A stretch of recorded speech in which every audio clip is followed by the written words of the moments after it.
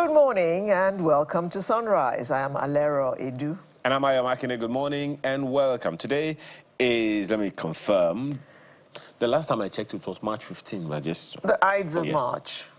The what? The Ides of March, Julius Caesar. The Ides of March. To the Ides of March. Thank you very much. I mean, you're too young to have read Julius Caesar. You didn't read Shakespeare, did you? Oh, wait. Are you talking about Ides of March? The Ides, yes. Ides. The Ides.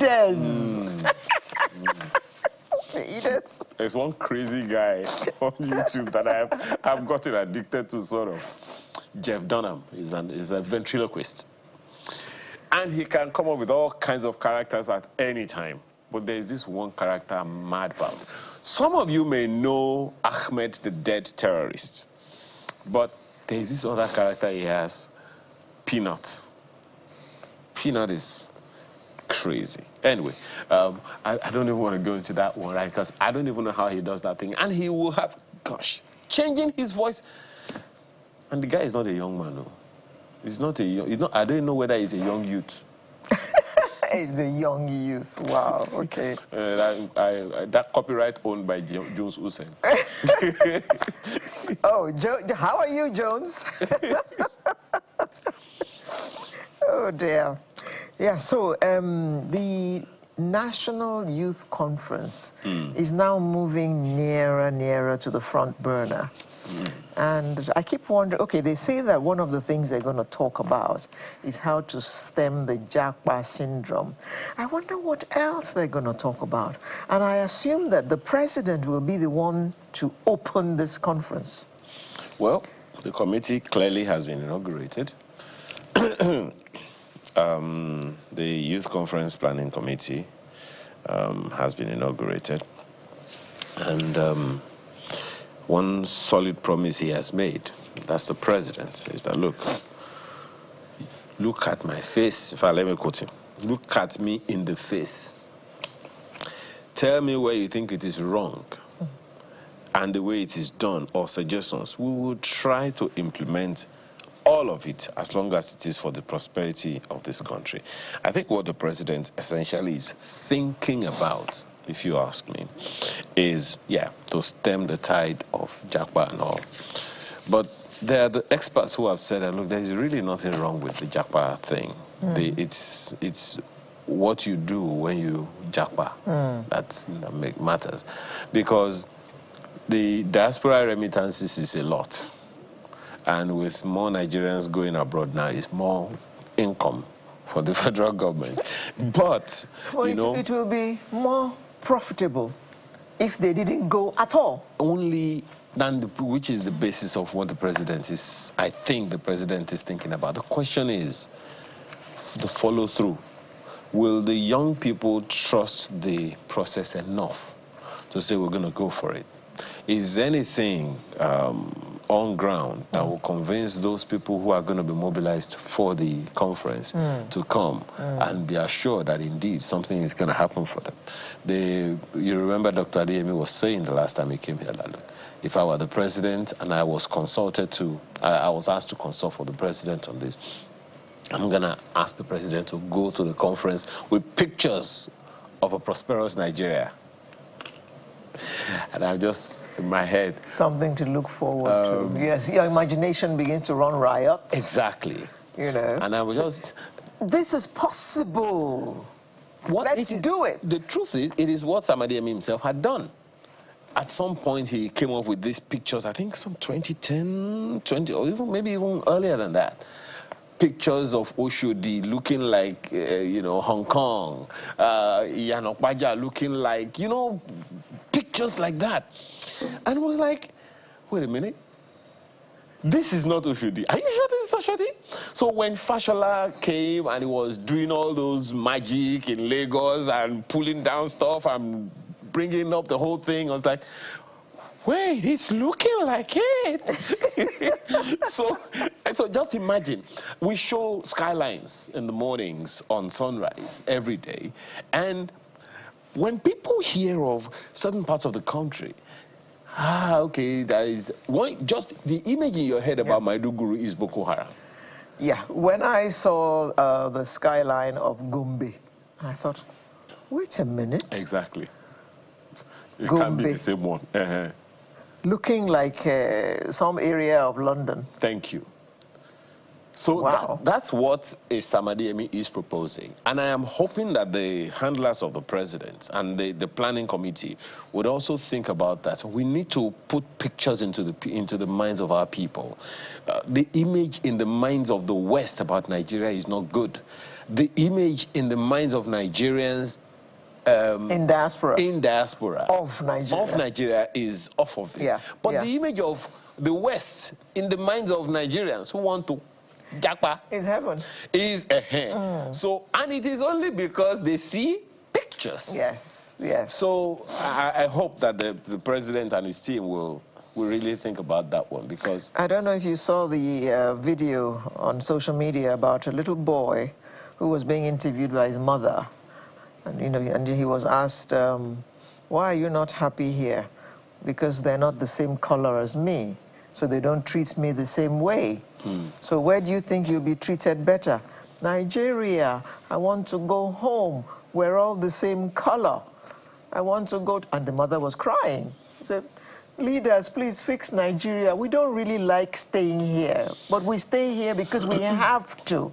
If you fix our country, we will all come running back home. Well, if you also saw the video of short clips of an engagement with Dele Momodu.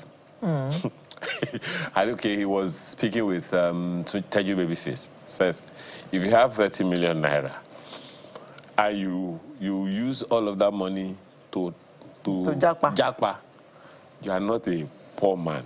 You use the word I don't want to use. It's a 3-letter word that stands for making a difference if you use it as an acronym. And it's so that's the orientation. And I'm hoping, really I'm hoping, because we've been talking about the youths being leaders of tomorrow for eons. About time they actually begun to lead.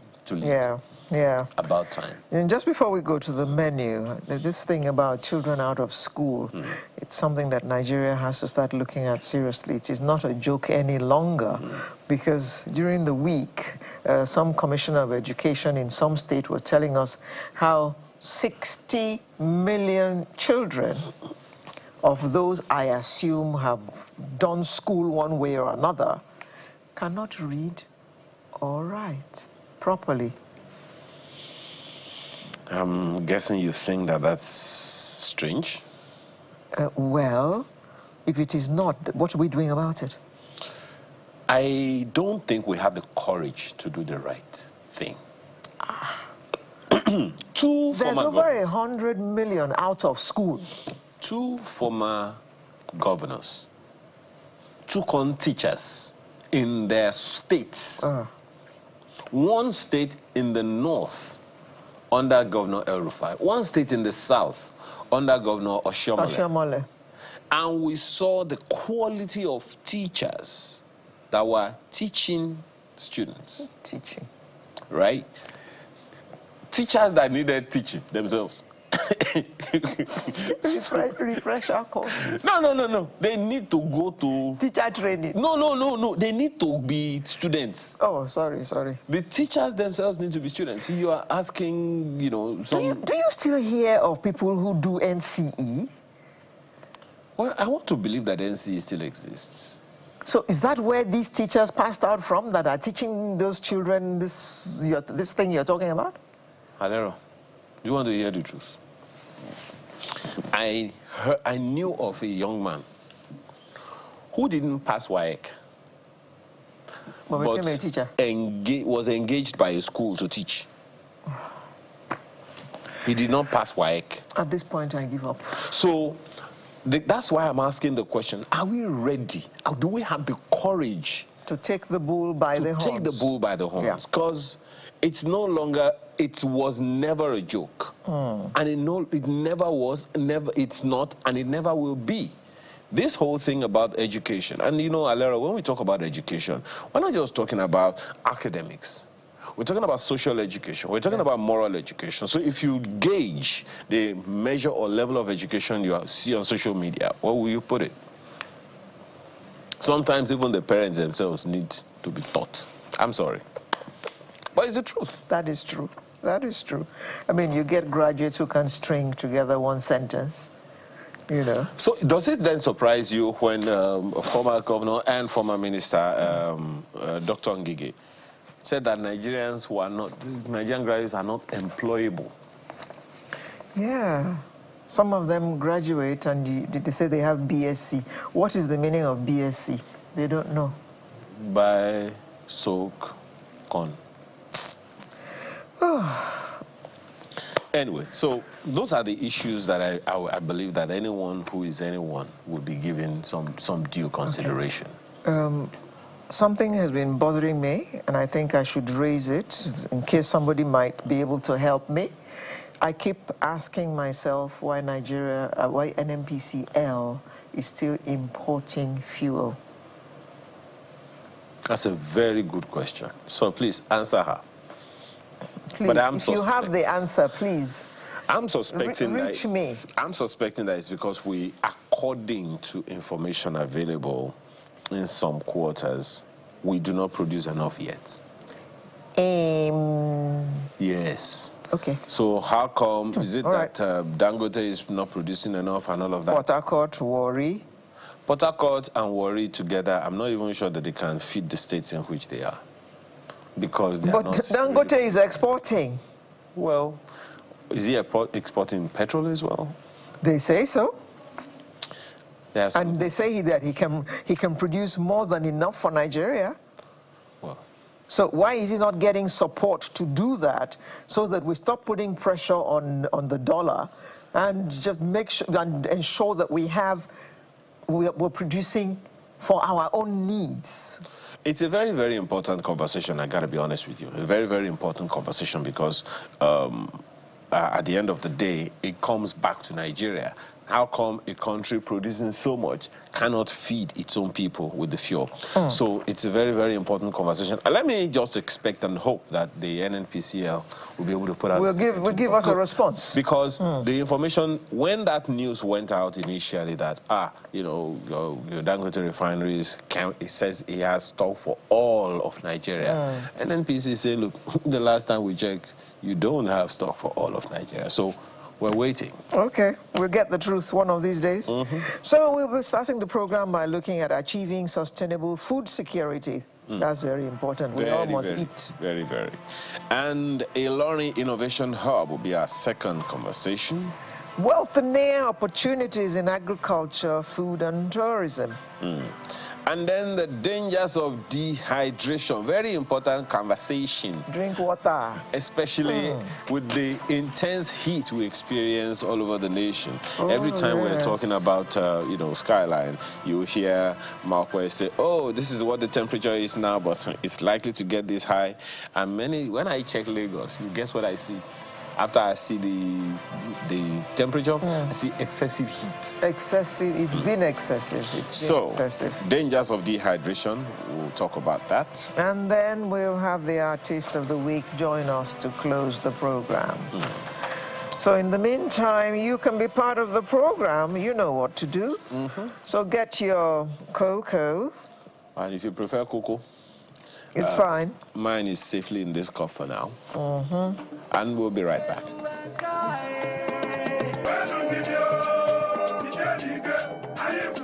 Yeah, I noticed that. You oohed at that. I like the colors of the food. And I remembered. Yes. Well, we're talking about food, obviously, and we're talking about achieving sustainable food security. An assessment in late 2024 found that a staggering 33 million people will face acute food insecurity in Nigeria in 2025, with the number of people facing emergency levels of need projected to almost double. Ouch. Food security is a critical issue that affects millions of people worldwide, and Nigeria is no exception. As Africa's most populous country and one with significant agricultural potential, Nigeria faces numerous challenges in ensuring that its population has access to sufficient, safe, and nutritious food. So, how is Nigeria going to achieve this? Well, we have a panel to look at this with us this morning, and they might be able to proffer some solutions so that we don't have 33 million people going hungry in 2025. I'd like to welcome Professor of Agronomy, Professor James Jayeoba, who is joining us from our studio in Abuja. Good morning, Prof. Yeah, good morning. And we also have Jerry Tobi Olariwaju, who is team lead, Jet Farms and Agro Solutions, and he is a farmer. Yeah, good morning, Good everyone. morning. Good morning. Good morning, Agbekoya. Yeah. I'm just curious. Let me speak first of all to Prof. You know, one of the concerns that have been out there over time is not that we don't have food, but that we don't have it sustainably. Now, you would know, Prof, that a good number of people say that food prices are coming down, and there are those who are saying, okay, it's because, you know, there's a lot of importation of food now and all of that. So we are talking about sustainable food security, not just availability. So what are the things you think we're doing fairly right, and what are the landmines you think we're probably already planting in the future? Yeah, thank you very much. Just like you said, there are a lot of things that the government is doing right presently.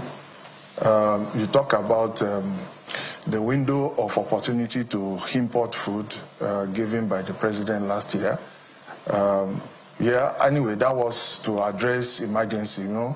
When you have very serious food crisis and food inflation, the first thing that you do is, first of all, to crash the price and see how your citizenry will survive, because food first. Then, yes, the effect is what we are seeing now. There are a lot of food in the market, coupled with the harvest season that we are in. So a lot of food is coming in, and the prices are coming down. But when we talk about sustainability, we are talking about sustaining the production of food. Coincidentally, there are a lot of production going on in Nigeria, but the major issue we have is the huge yield gap that we have. For example, average maize yield in Nigeria is about 2.2 tons, compared with 5 tons that is achievable in South Africa, and the global average of about 8 tons. You see that that huge yield gap, while the farmers are producing, but the yield gap will not make them to be able to get much profit from per hectare of the size of their land. But if for us to be able to achieve and bridge the yield gap, we need to begin to talk about sustainable agricultural production and regenerative agriculture. Regenerative agriculture do not talk about production alone. It talks about returning nutrient back to the soil and bringing the productivity of the soil and improving the inputs, improving the seed, improving, and taking care of climate change and all that. But the most important thing is to begin to practice regenerative agriculture. And to do that, there need to be a deliberate effort. Well, I want to commend the federal government, the Ministry of Agri, with the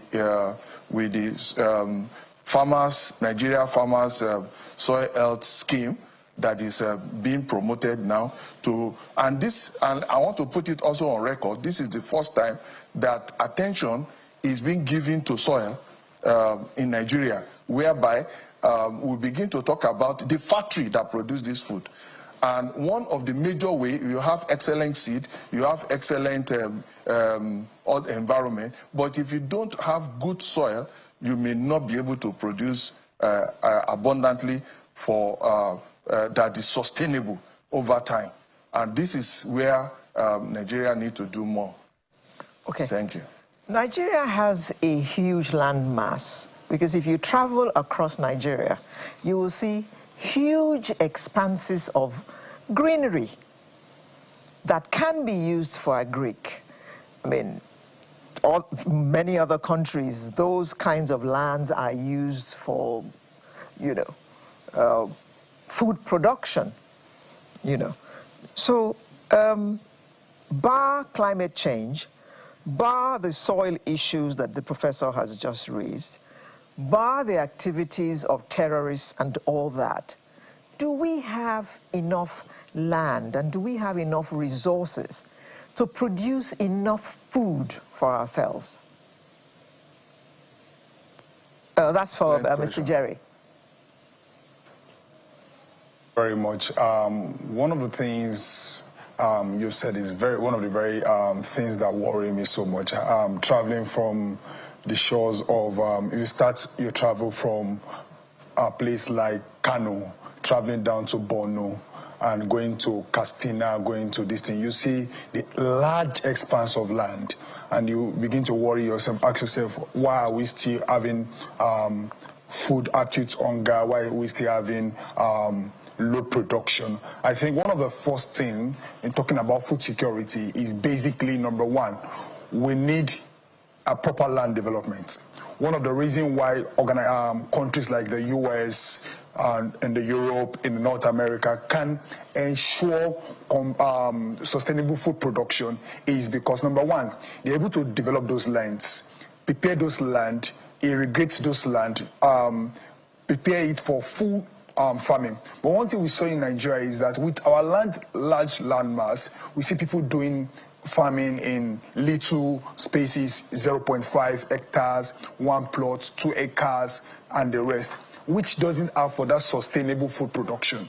So for us to have this, to make use of this food, large land mass, one of the first things, and I think the federal government is thinking towards that direction, but I think there needs to be a comprehensive strategy, a comprehensive policy that we ensure that we can cluster ourselves. Now, I had opportunity to farm in Nassau. I had over 300 hectares. Another person had 1 hectare, and I realized that when we're able to do this 300 hectares, we're able to bring at least more than 700 farmers together.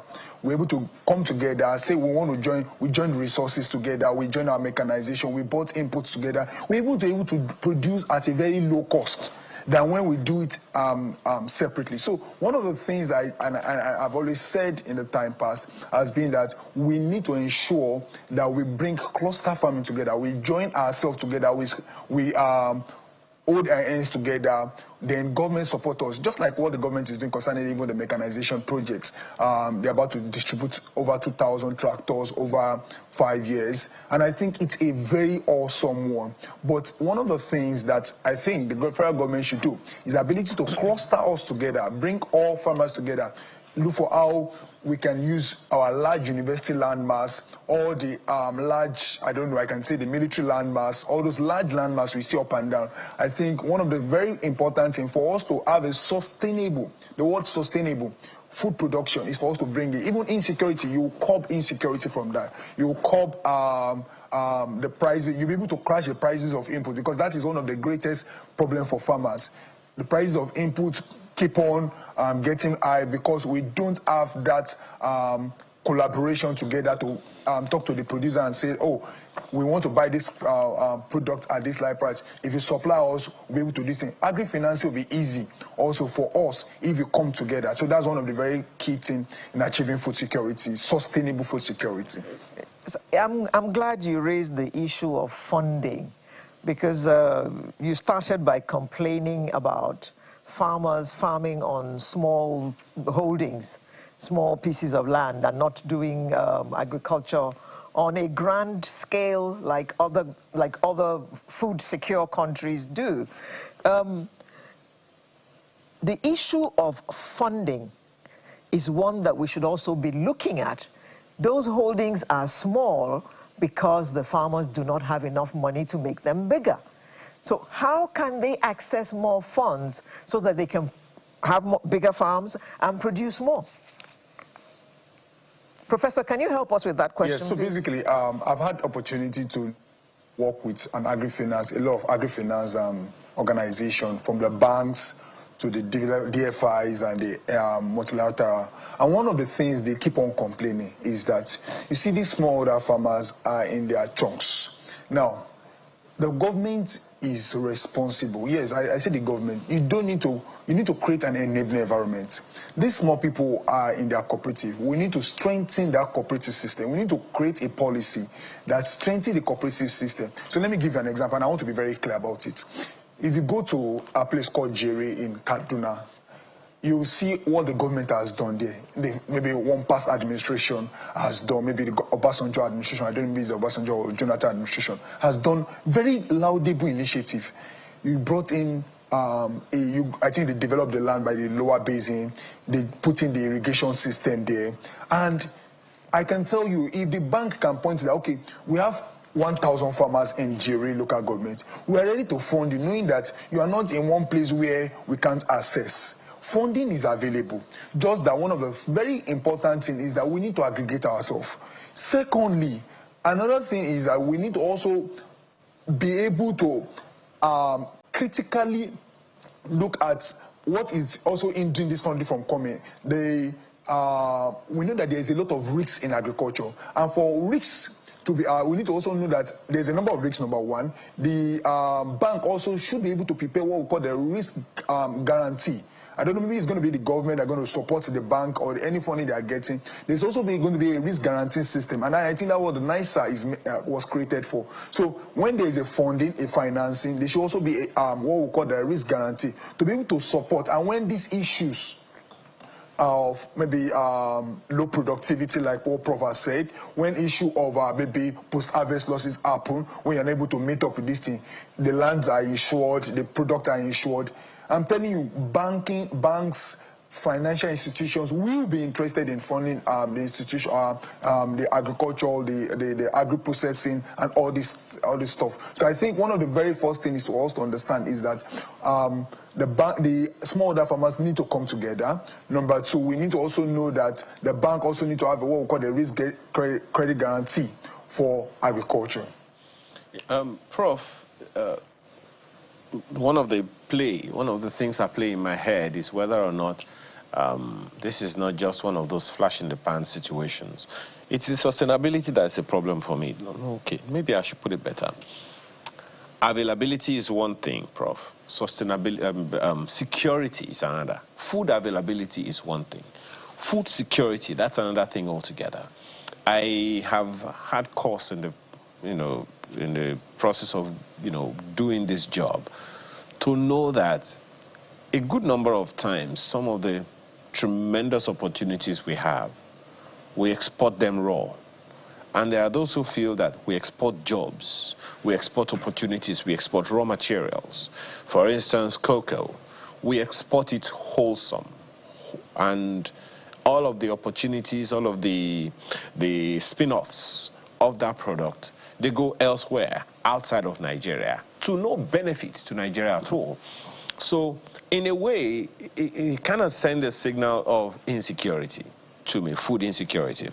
Now, there was a point that the federal government shut down all the borders to encourage farmers to produce. For some reason, the farmers of the day were unable to, well, maybe they were producing or they were not producing. We've heard situations where farmers were supposedly hoarding food and all of that. So how do we achieve food security at a, I don't know whether the word is patriotic level, such that Nigerians know that, look, we're doing this for us. We're doing this in the interest of our nation and for our people, and not just for our own, bottom lines. Yeah, you know, first thing we have to understand that the agriculture we used to have before, we need first of all to remove the culture from agric and replace it with business. Most of the farmers that we have, they look at agric as a culture. So the concept that we have now is moving from the agric as a culture to agric as a business. And then when we talk about agric as a business, you talk about different value chain opportunity of each of the commodities. There's none of those commodities that we have in Nigeria that don't have real value addition opportunities. Take, for example, cassava. Before, all the thing we know about cassava was to use it, grow it, and take it as gari or apple. But now, there are so many industries coming up, you know, that are using cassava now. In fact, more than 70% of cassava production uptake now is by industry. So there is much value addition that is going on. So many companies, so many things are coming up, you know, on in cassava production.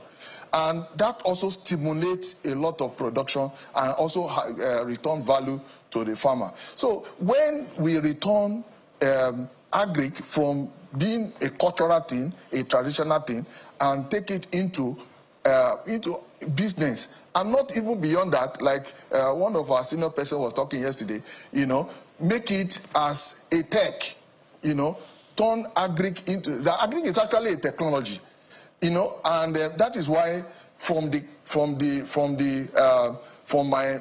place I'm coming from, as in the faculties of agriculture in Nigeria, you know, we are training the students to have that culture of agric as a business and agric as a technology, you know, and going from there, we will be able to, you know, have a good base for most of the commodity that we are having. For example, tomato, you know, when we begin to add value, these are things that they are perishable. Their shelf life is very short. And if we don't add value to it, we won't be able to make profit out of it. So that is why we need to develop cold chain technology and all the value chain of the cold chain. We need to develop post-harvest, you know, technologies that will be able to extend the shelf life of our commodity a little, you know, so that farmers don't rush to sell their product, you know, at the end of the season, and few months after everybody is hungry, you know. Then these are the things that will make us to be able to add value to our commodities and also return more money for investment in agriculture. Prof, staying with you, we have spoken forever about inadequate storage facilities, transportation, and processing. What are we doing, or are we doing anything about these? Because there are certain things that become more expensive because they're not in season. I mean, practically all our staples. You find tomatoes this season, the next season you can't find them. Meanwhile, while it was in season, farmers were throwing away probably half of what they were harvesting and all that. And then facilities to process so that they can be turned into other things like you just suggested. How are we doing in that respect? And why is it taking us so long? Yeah, thank you. Well, I'm happy that there are a lot of investment in post-harvest value chain now with the development of cold chain. Last 2 weeks I was in the meeting of NABG, and an opportunity to meet some players that are into cold chain value addition in agricultural commodities.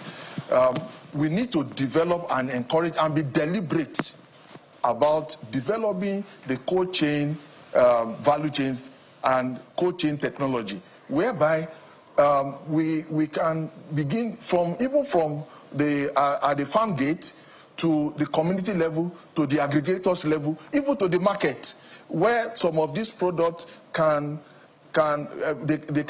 be grouped together.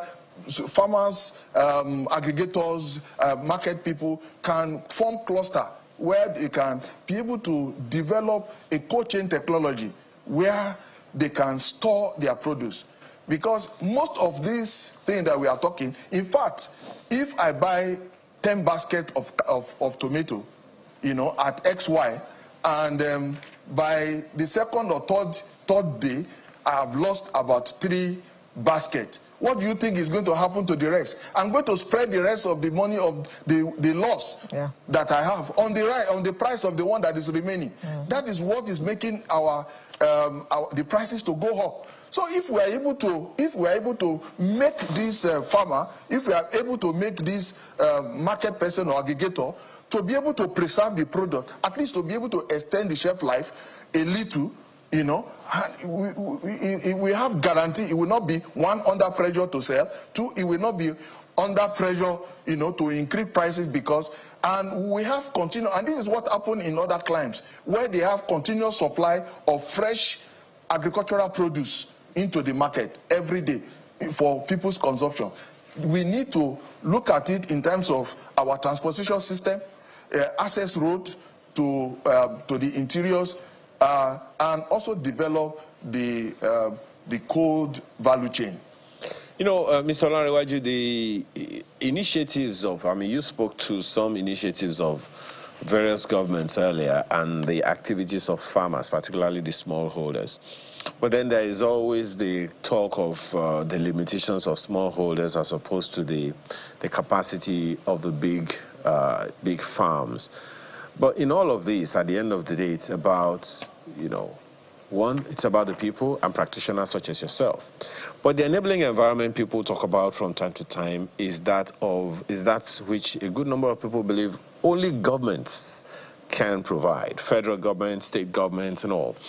I'm looking at a document here that talks about the persistent violence in the northern states, in what they call the Bay states, the Borno, Adamawa, and Yobe, which is hindering food availability and access. And you've also heard Prof talk about the consideration of the logistics now of transporting food from the farm to the table of Nigerians. Do you think the gaps in infrastructure, the gaps in logistics, the gaps that farmers cannot provide by themselves, do you see government initiatives at various states stepping in to at least try to ameliorate some of these or close some of these gaps? Yeah, thank you very much. One of the things I've seen so far, and I think we should not throw those bad hands to the government saying, oh, the government are not doing anything. I think we should appreciate what the government has done and tell them what more they should do. Infrastructure gap from land development. I told people, if you want to do agriculture, food security, you want available food, accessible food, from number 1, land development. And I think the government has seen that problem, from the Niger state government to the Ekiti government to Lagos state in their agri-food innovation hub to, I see some other states or pocket of states picking up those stuff, and I followed it all through, saying now the federal government doing through the mechanization program. But one thing, I think there's still more gap to be filled. Just like Prof said, the cold storage. I know I've been hearing the talks about the NSI doing stuff with different ministries and different bodies, trying to do the cold storage stuff from the Bay states. These are from the northeast to the north central to the northwest, down to this thing, especially for perishable goods like tomato, onions, and the rest. I see what NSI is doing that, but I think they need to hasten up this process. One of the other infrastructural problem I see the government is not looking for, and all year-round farming, is irrigation. And I think we should know that government has done, there have been a lot of innovation towards irrigation. So you don't need to build those big pivot system again. They are the solar powered irrigation, very small, portable, movable, and very awesome solar powered irrigation system. And also you can see the greenhouse. I know I've been hearing the minister saying something about the greenhouse initiative, and I think it is high time for the minister to please hasten up to ensure that this greenhouse initiative kick off. Also, infrastructure problem around food storage and processing. I think we are missing a lot, because the other madam said something around exporting our raw materials, and I think it's painful. I'm being pained that we export a lot of our raw materials. We are losing job, and I can tell you, for instance, I personally, I'm farming ginger, I farm turmeric, I farm rice, and I asked myself, one day I had the opportunity to travel for a farmer conference in UAE, and one of these guys told me, hey, Jerry, can you supply us dried raw ginger? And I said, yes, I can. But I asked him, okay, what do you use this raw ginger for? And he told me that he just process it and send it to North America. I said, what is the processing? He said, he just grind it. And I said, just grinding? That's losing a lot of money. And we sell it to them maybe at $1,005. Oh, we made FX, thinking that we have made all the FX. And boom, I asked him, how much is he selling? He told me he's selling maybe $3,000 to $3,500. I said, just to grind? And I took that bold step on my own. I said, when I came back in 2019 that year, I said, from that year, I started planning and I will have my processing facility. And those are the things government should start investing into. Those little processing facilities are the one that made China today. Those little processing facilities are what's making India great today. So from land development to the greenhouse initiative to solar irrigation. You don't need, I told you, you don't need that more expensive pivot irrigation. Solar irrigation that are less than 500,000, less than 400,000, you can get it. And also to the food processing, because I tell you, we export a lot of our raw materials and we are losing job. I can tell you, when I started out my processing, my little processing facility, I was able to employ more people. I was able to create more job for people, and I can tell you, our young people want to come into this section. All right, you know, Mr. Olarewa, it's quite a lot, and a very, very encouraging thing to hear. But there is another question as to whether or not we even value or appreciate what we have. Prof, this question is for you. We had the privilege of speaking with the Minister of Livestock Development. I think it was on Wednesday or so. And part of the conversation went along the line of us eating our shoes and eating our bags. Well, it sounded laughable, but I had to call him, excuse me, please, don't tell us not to eat pomo again. Of course, he raised the issue of, I mean, if you look at the nutrient value, what is the, okay, please just leave it for us.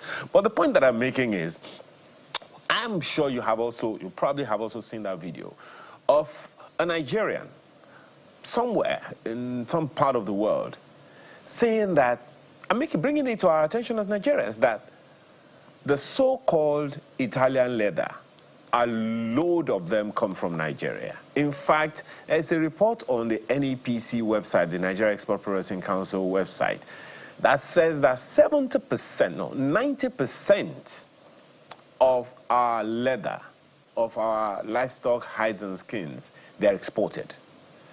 And that 70% of those go to Italy and Spain. Of course, China gets some, Spain gets some, and a whole load of others like that. All those designer bags, exactly. Right? So now, that is the current state in which we find ourselves, Prof. So in terms of value of our own, what is ours, do you think we value it enough to say we're going to do everything to begin the value addition at home, just as Mr. Olarewa has said? Because on the one hand, we're losing money.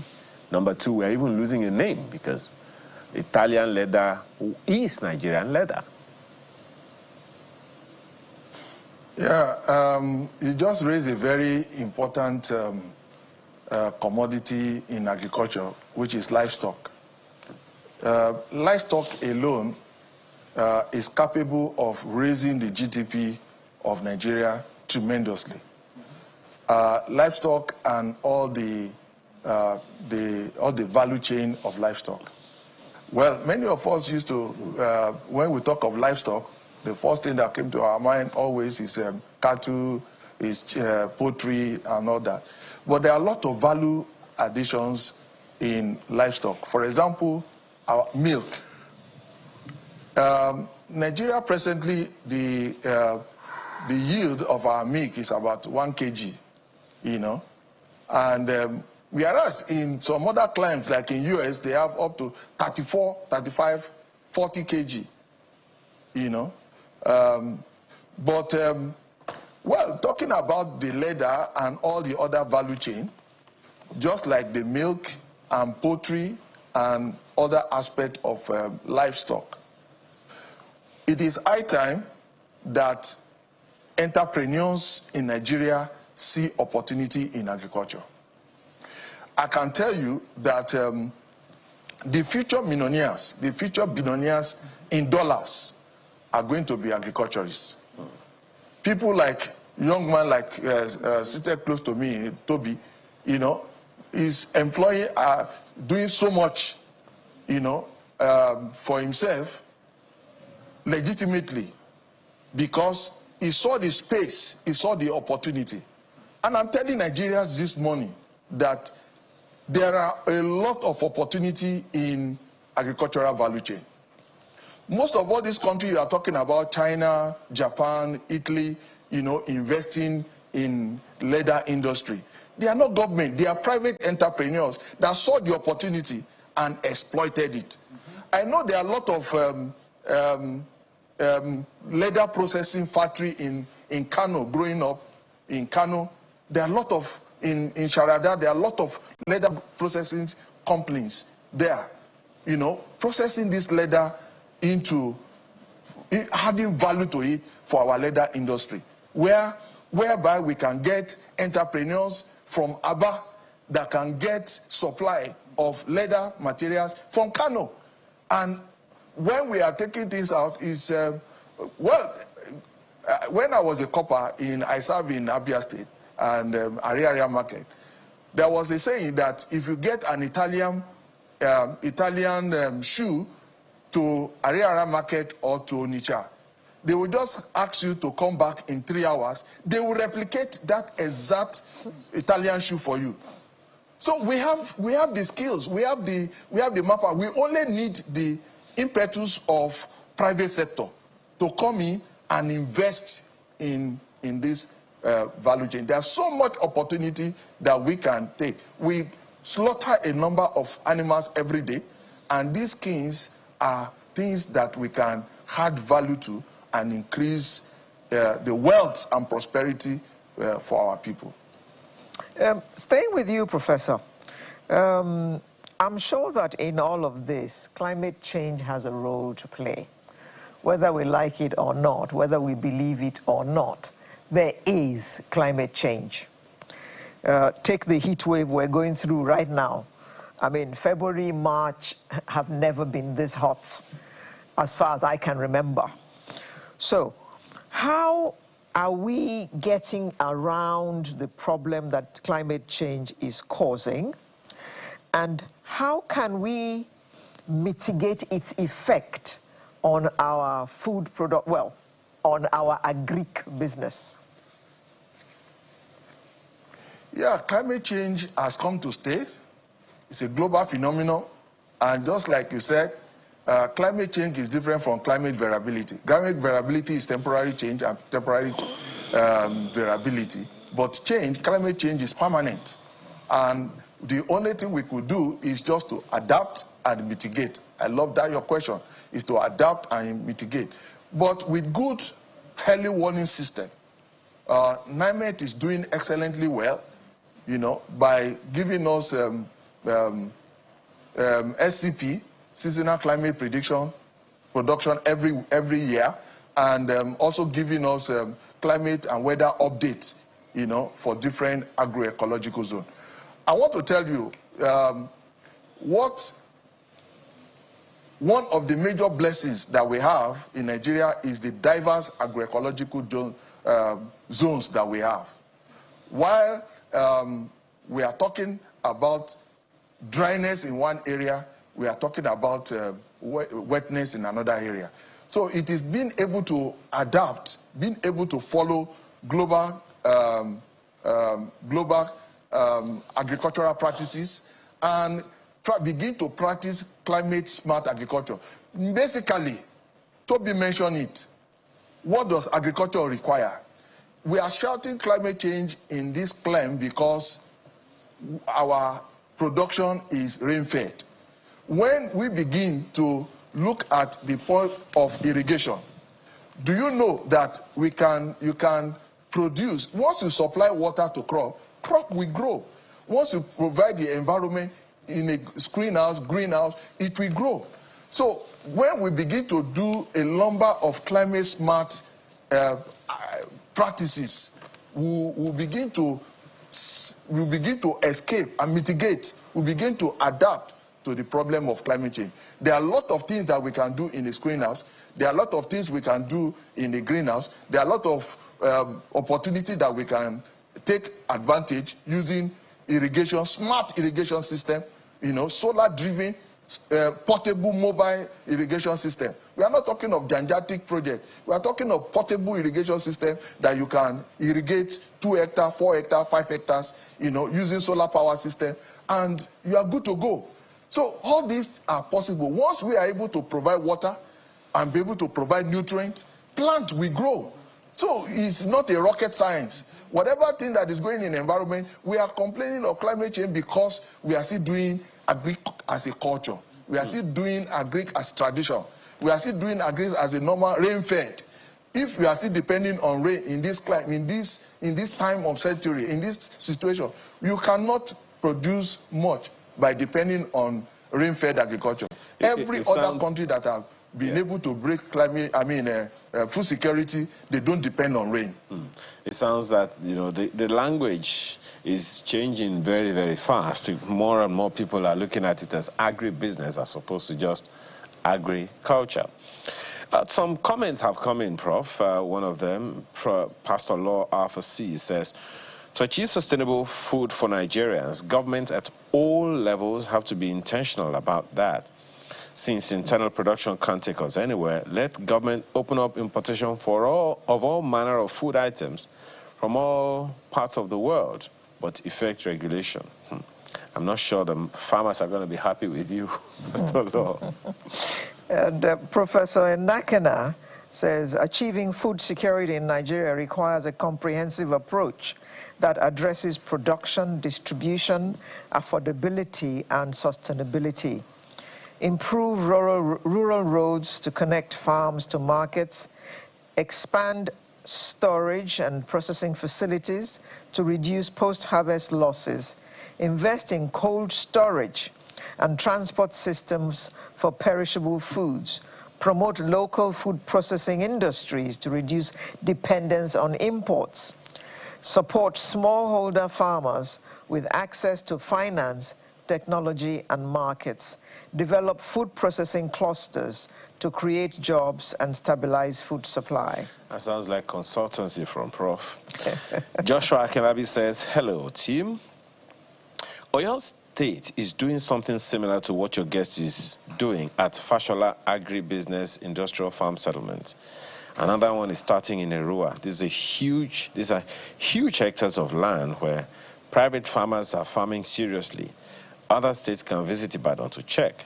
They even grow animal feed on the land. Oh, they even grow animal feed on the land, though. A lot more. Well, I can confirm this because I have been to. I mean, it's as far as your eyes can see, that Fashola farm. Alera, for me, because I'm a Lagos boy, it is far. But trust me, it's a very safe place to do agriculture. Michael Olanrewaju, he says, food security can be achieved when a farmer gets good price to encourage him to increase farming activities in the next season. Why government should control price by I don't get this. Okay. Why government should control price when farming is surplus in the market, just to encourage the farmers. Oh, okay. government should buy their surpluses to encourage them to produce more next season. Okay, fine. John Ayodele says, I'm interested in this topic. Agriculture is the life wire of any serious nation. However, the activities of the herdsmen and kidnappers are the major problems. People are afraid of going to the farm, be it mechanized or otherwise. What is the way forward? That's from John Ayodele. Prof, you want to quickly speak to that? What is the way forward? To be fair to government, in the last 2 years, the security situation has improved, and in fact, that is also partly one of the reasons why we have also more food in 2024, 2025 in the market, because there are more access to the land. Okay. But however, I know the civil defense agro rangers are doing a lot of work, and our military are doing wonderful well. So we can only encourage them to do more, okay, so that more of our land that are trapped can be accessed. Okay. Mr. Lanrewaju, your last word in one sentence, please. Yeah. For every nation that wants to be food secure, number one, you need to invest into land development. Number two, you need to be technologically driven. Number three, you need to ensure that there is a collaboration between all stakeholders, both the private sector and this thing. And for sustainability of all the policy, there need to be continuity of what each administration has done so that there can be an expansion to this. We as young person, we are ready to support the government. We are ready to continue it, continue farming. I'm here for the business, for the money. And I can tell you, as my prof has said, I want to be a millionaire as a farmer. I want to be a billionaire as a farmer. So, thank you very much. That's the spirit. You took more than 1 minute, but I'll forgive you. Well, he's a billionaire. So. Jerry Toby Olanrewaju, team lead, Jet Farms and Agro Solutions, and he's a farmer, as well as Professor James Jayoba, Professor of Agronomy. Thank you very much for coming to look at this topic with us this morning. Sunrise will return in just a moment. Do stay with us.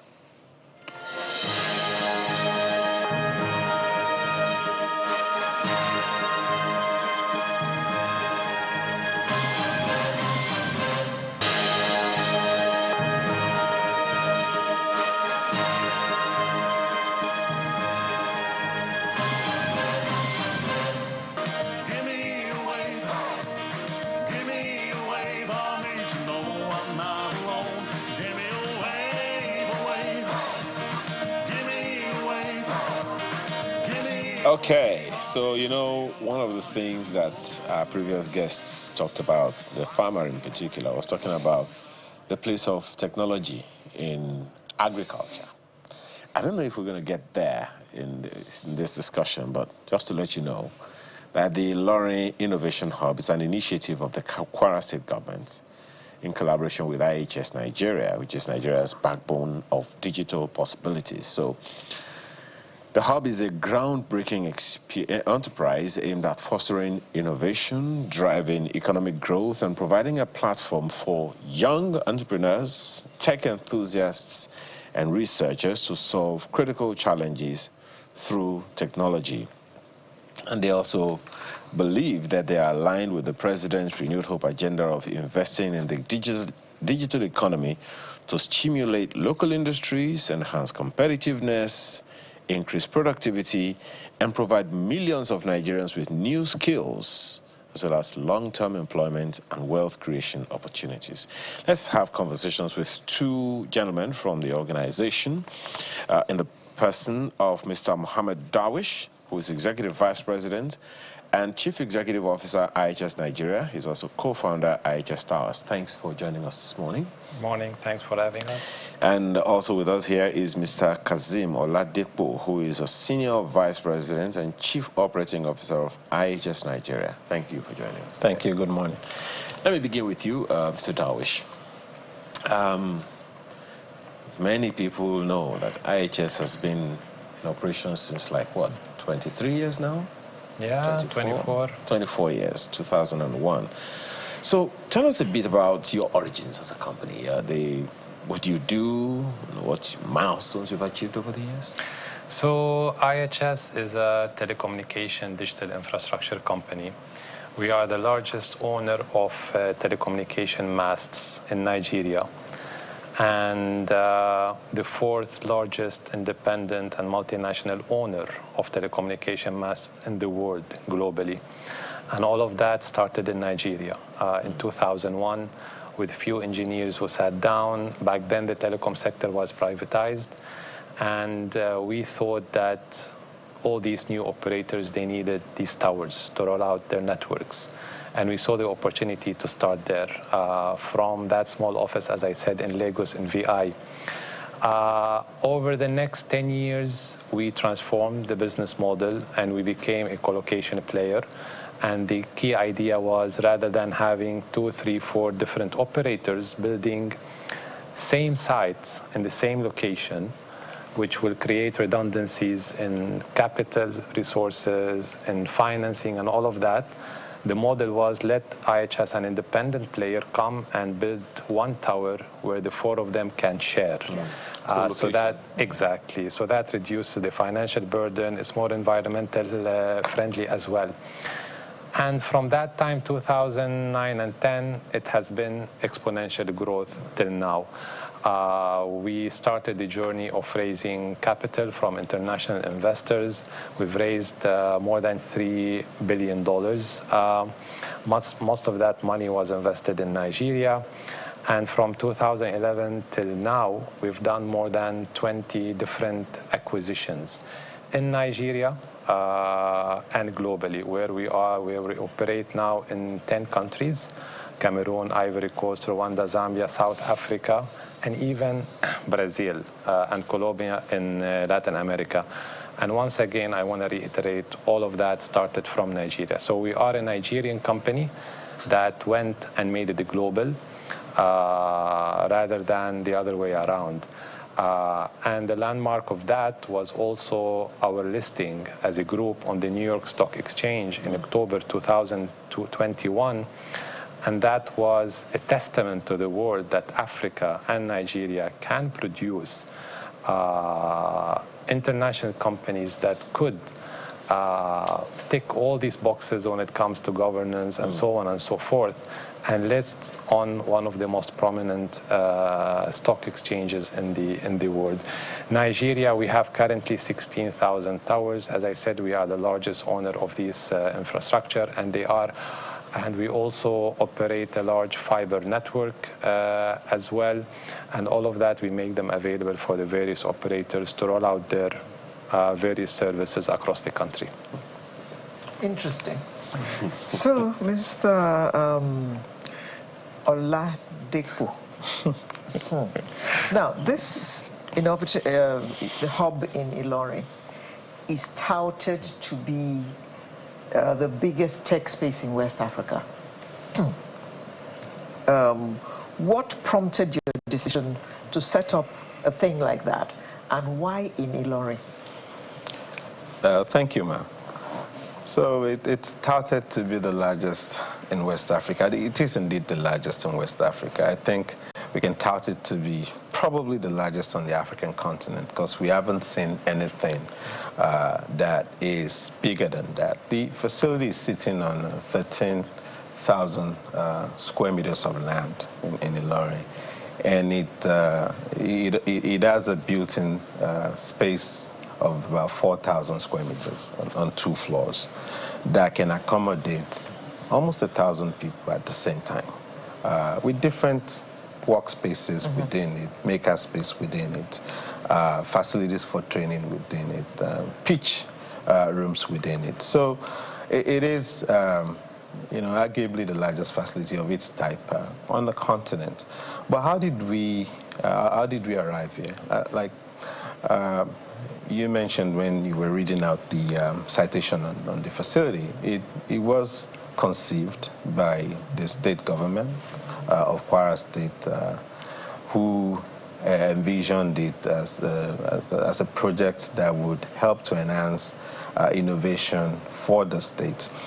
We became partners with the state when we were in Kwara in the course of building the fiber optic network that the CEO mentioned. We were engaging the state government across the country and looking for the opportunity to deepen digital infrastructure in Nigeria by collaborating with states.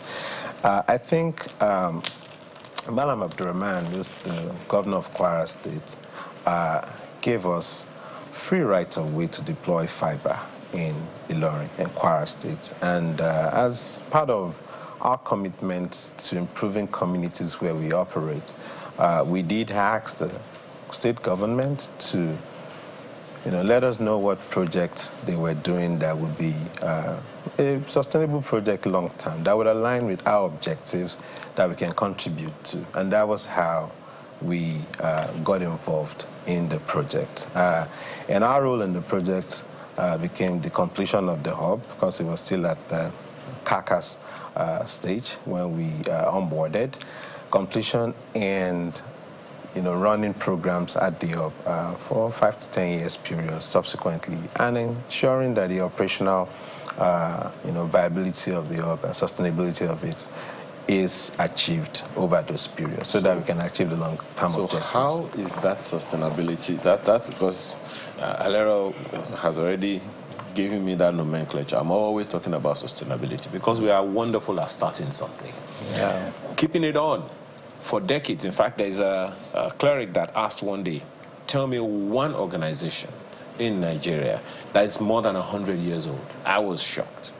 And so, but I now say, hey, how about this product? How about that product? And, anyway. So what's the sustainability plan, Mr. Darwish?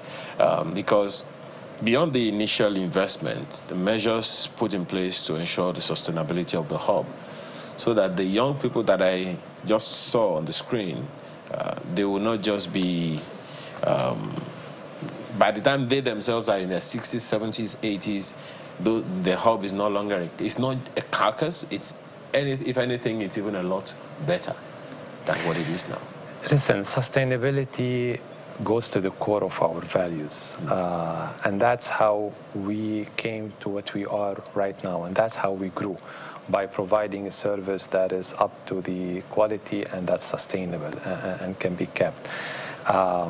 And we do that in our operation, whether by looking at sustainable and green energy sources sometimes to get rid of the diesel and the generators that we use on the network. But when we come to this particular hub, there are two elements to it. The first element is to keep it alive and to keep it working with the programs that we're going to implement in the hub. We have appointed two particular program managers, CC Hub and Future Africa. They are renewed and they are known in Nigeria and even outside Nigeria, and the programs that they do and education and the promotion that they do. So they will help us put the programs in place. They will help us carry on the hub and make sure that it continues to generate the next generation entrepreneurs and business makers from the hub. Secondly, and it's a smaller point, also the way the hub was built, it is built on a sustainable basis. For example, energy is provided mostly through solar panels rather than relying on generators and the whole mess that come with it. Once again, as I said, I mean, companies, beside the pressure globally from UNDP and all of that, we have to play a role in that, and we have to make sure that anything we build in Nigeria actually stays and continues, because I do understand where are you coming from in terms of sometimes we build things and we see it that work for a while and then they stop. So you're not dependent on public power supply at all? No. You cannot exclude it 100%, but you minimize it as much as possible. Okay. And in our case, so the hub does work on solar. Is standby.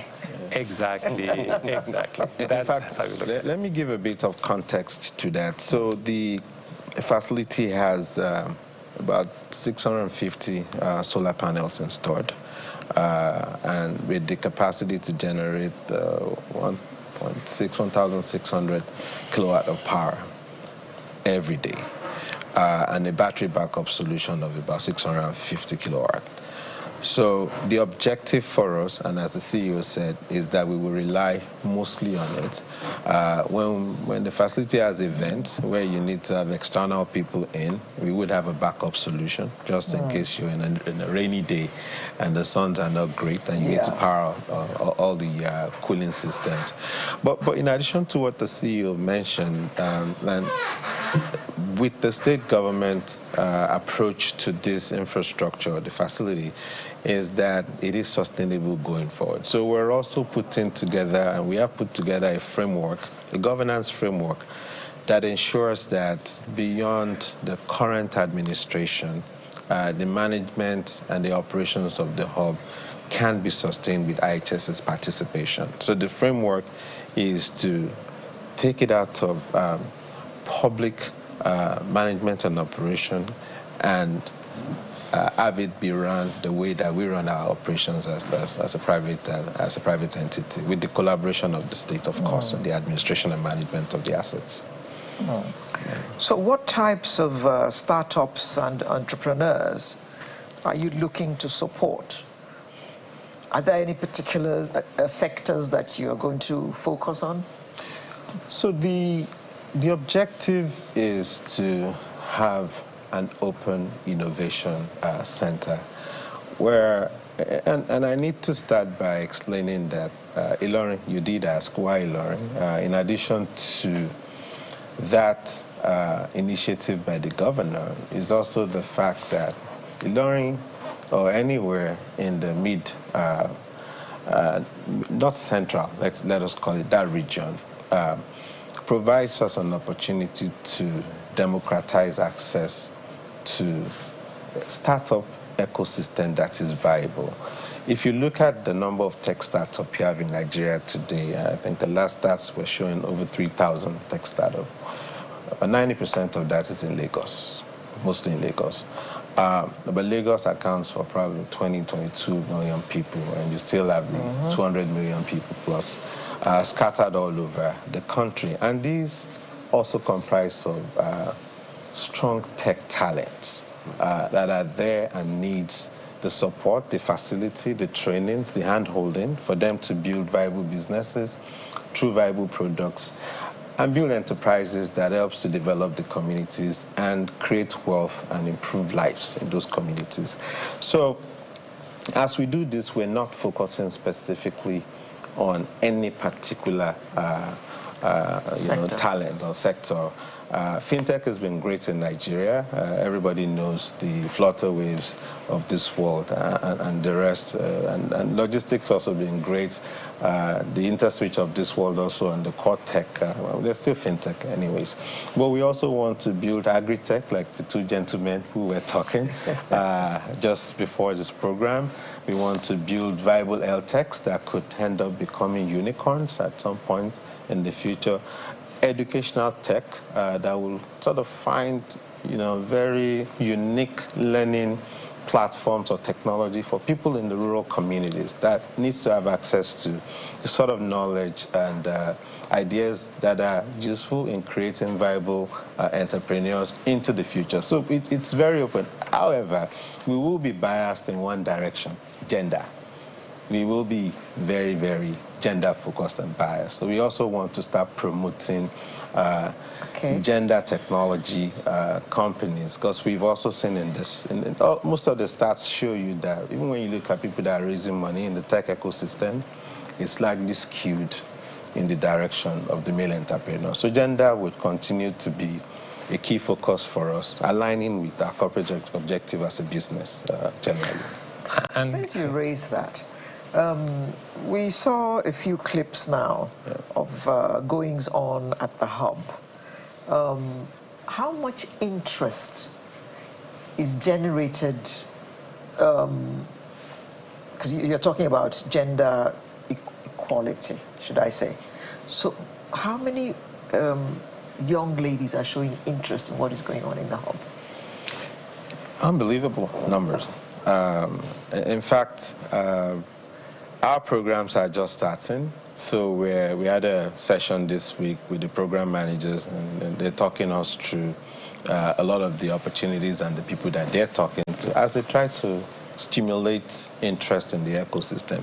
And what we're finding, or what they are finding, is there are a lot of female startup and founders everywhere with great ideas who just haven't had as much opportunity as they require to be able to build their business from ideation into acceleration and then into viable products and attract funding to scale those businesses. So there's a lot of female, entrepreneurs or tech entrepreneurs out there, that are just waiting in the wing for facilities like ours and the programs that would run. So you're just waiting in the wings as well to capture them. Yes. Mr. Darwish, you were going to say something. I wanted to mention also, but the focus will remain on digital skills, given that we are a digital infrastructure company. Given the President's renewed hope agenda on connectivity and broadband, same thing, the focus that our Minister of Digital Economy, Communication, Innovation, Digital Economy, and our regulator, they have on connectivity and creating a digital economy. We need to keep that focus on this. We also, hear a lot about AI these days and what is it going to do and how much is it going to disrupt. And for a country like Nigeria, where we have more than 200 million people, the amount of data that we have is massive. So we shouldn't be left behind when it comes to that particular area. We should also be focusing on in the hub. Okay. At the end, it's an opportunity for people to come, learn about an idea that they heard of, and then encourage them, basically. Set up your own business. Don't think about all this bureaucracies of logistics and lawyers and this and that. And then maybe, as Kazim said, few more unicorns will come out from that hub. Well, that means I'm not going to ask you the next question. I'll go to the after that one, because I was going to ask I don't read your mind. I assume that one of the objectives of the Ilorin Innovation Hub would be, among other things, to create employment. You may want to tell us what you are targeting on an annual basis. But as a telecoms infrastructure provider, it's easy to assume that you must have had some challenges, operational challenges. You may want to share some of those with us. And also the issue of vandalism. I've reported technology before, so ICT. So I know the issues around vandalism all over the nation, and whatever interventions have been attempted to stem the tide. You want to speak to those about this? Thanks for this. So even though we are a telecommunication infrastructure company, but if you look at our business model, we are more than that. We are a logistics company because, in fact, we have a fleet of more than 1,000 vehicles that go on a monthly basis to service these 16,000 locations we have, whether to send equipment or to send diesel or even to transport staff who will go and do work on the sites. We are a power company as well. Each of these sites have its own generating unit. So we generate, by the way, around 80 megawatts of power from these 16,000 locations that we have. We are an oil and gas company. We consume roughly 300 million liters of diesel every year that we have to transport on a daily basis to 16,000 locations, going through security and road and infrastructure and all of that. So IHS actually is in all of this. We are a civil company. Every site we build, we have to go down and put foundation and concrete and steel and all of that. We are a design company because we have to design these solutions and these towers that we build. Now we are starting to be an AI company. We want to mine that data that we have to figure out what can we do with it. So IHS is all of that. And when you are in all of these areas, the challenges grow. So operationally speaking, as you mentioned, vandalism is one of our biggest issue.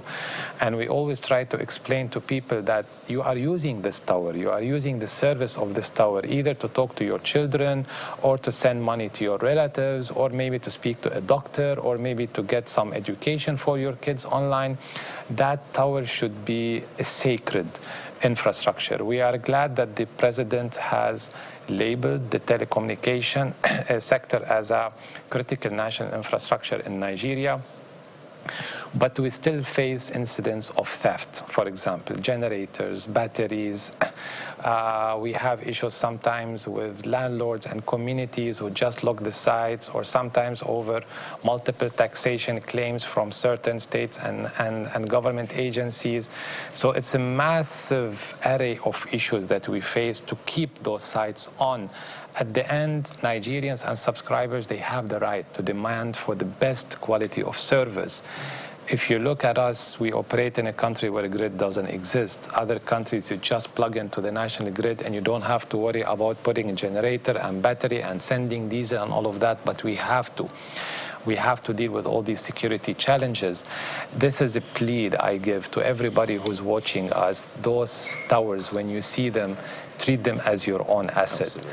And just try to be part of that community. We also have a duty to give back, and we do give back on a lot of times, whether the hub, whether we've done so many other CSR projects in Nigeria, basically to reach out. But the important part is we need the communities to feel that that asset that you see in your community is there to serve you. That is a continuous, sustainable conversation. Indeed. So many issues to raise, but we're out of time. Mr. Darwish, thank you so much for your time. Thank you. Thank you. I appreciate it. Mr. Mohammed Darwish is Executive Vice President and Chief Executive Officer, IHS Nigeria. He's also co-founder IHS Towers, as well as Mr. Kazim Oladipo, who is Senior Vice President, Chief Operating Officer, IHS Nigeria. Thank you so much for your time. Thank you. Thank you for having us today. When we return, we're still back to that first topic, but in a completely different way. To stay with us.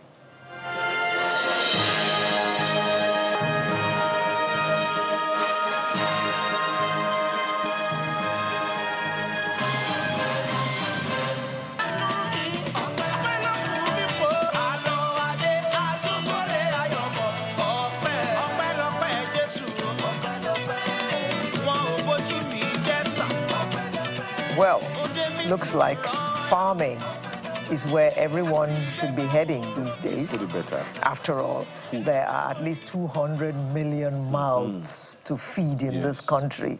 So there's no way that you can go into farming and not make money. There'll always be somebody wanting to buy your food.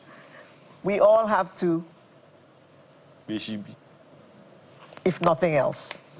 So we're talking farming again.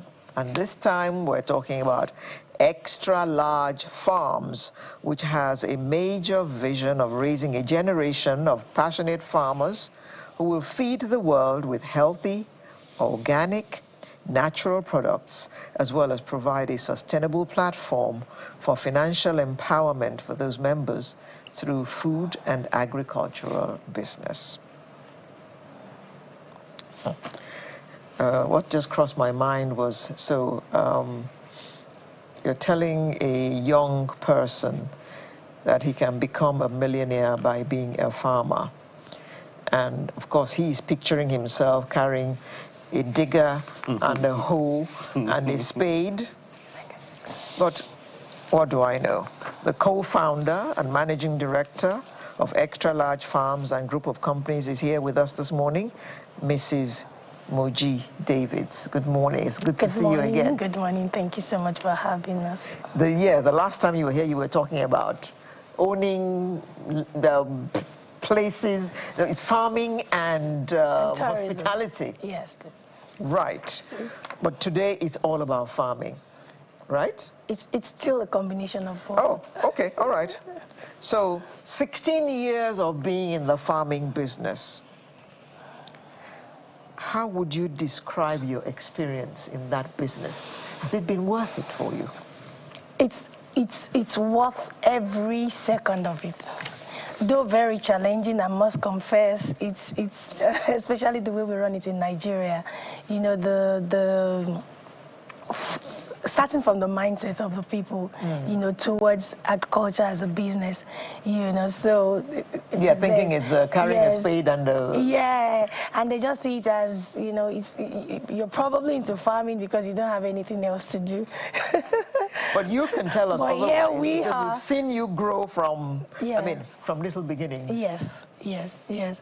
I was in a conference yesterday, and I was telling them that, yeah, even though we came into Nigeria with some money, you know, we started up, but all that money went, you know, so we had to still start from the scratch. You know, so it's been challenging, but you know, challenges are part of it's a ladder to success. So and that's why we are inviting everybody to come into this. You know, let's not only wait for what the government can do for us. Let's see what we can do. What changes can we make as individuals in our own little capacities here and there? Like they say, little drops of water makes a mighty ocean. So if I play my part, you play your part, everybody comes together, and then our country will be a better place.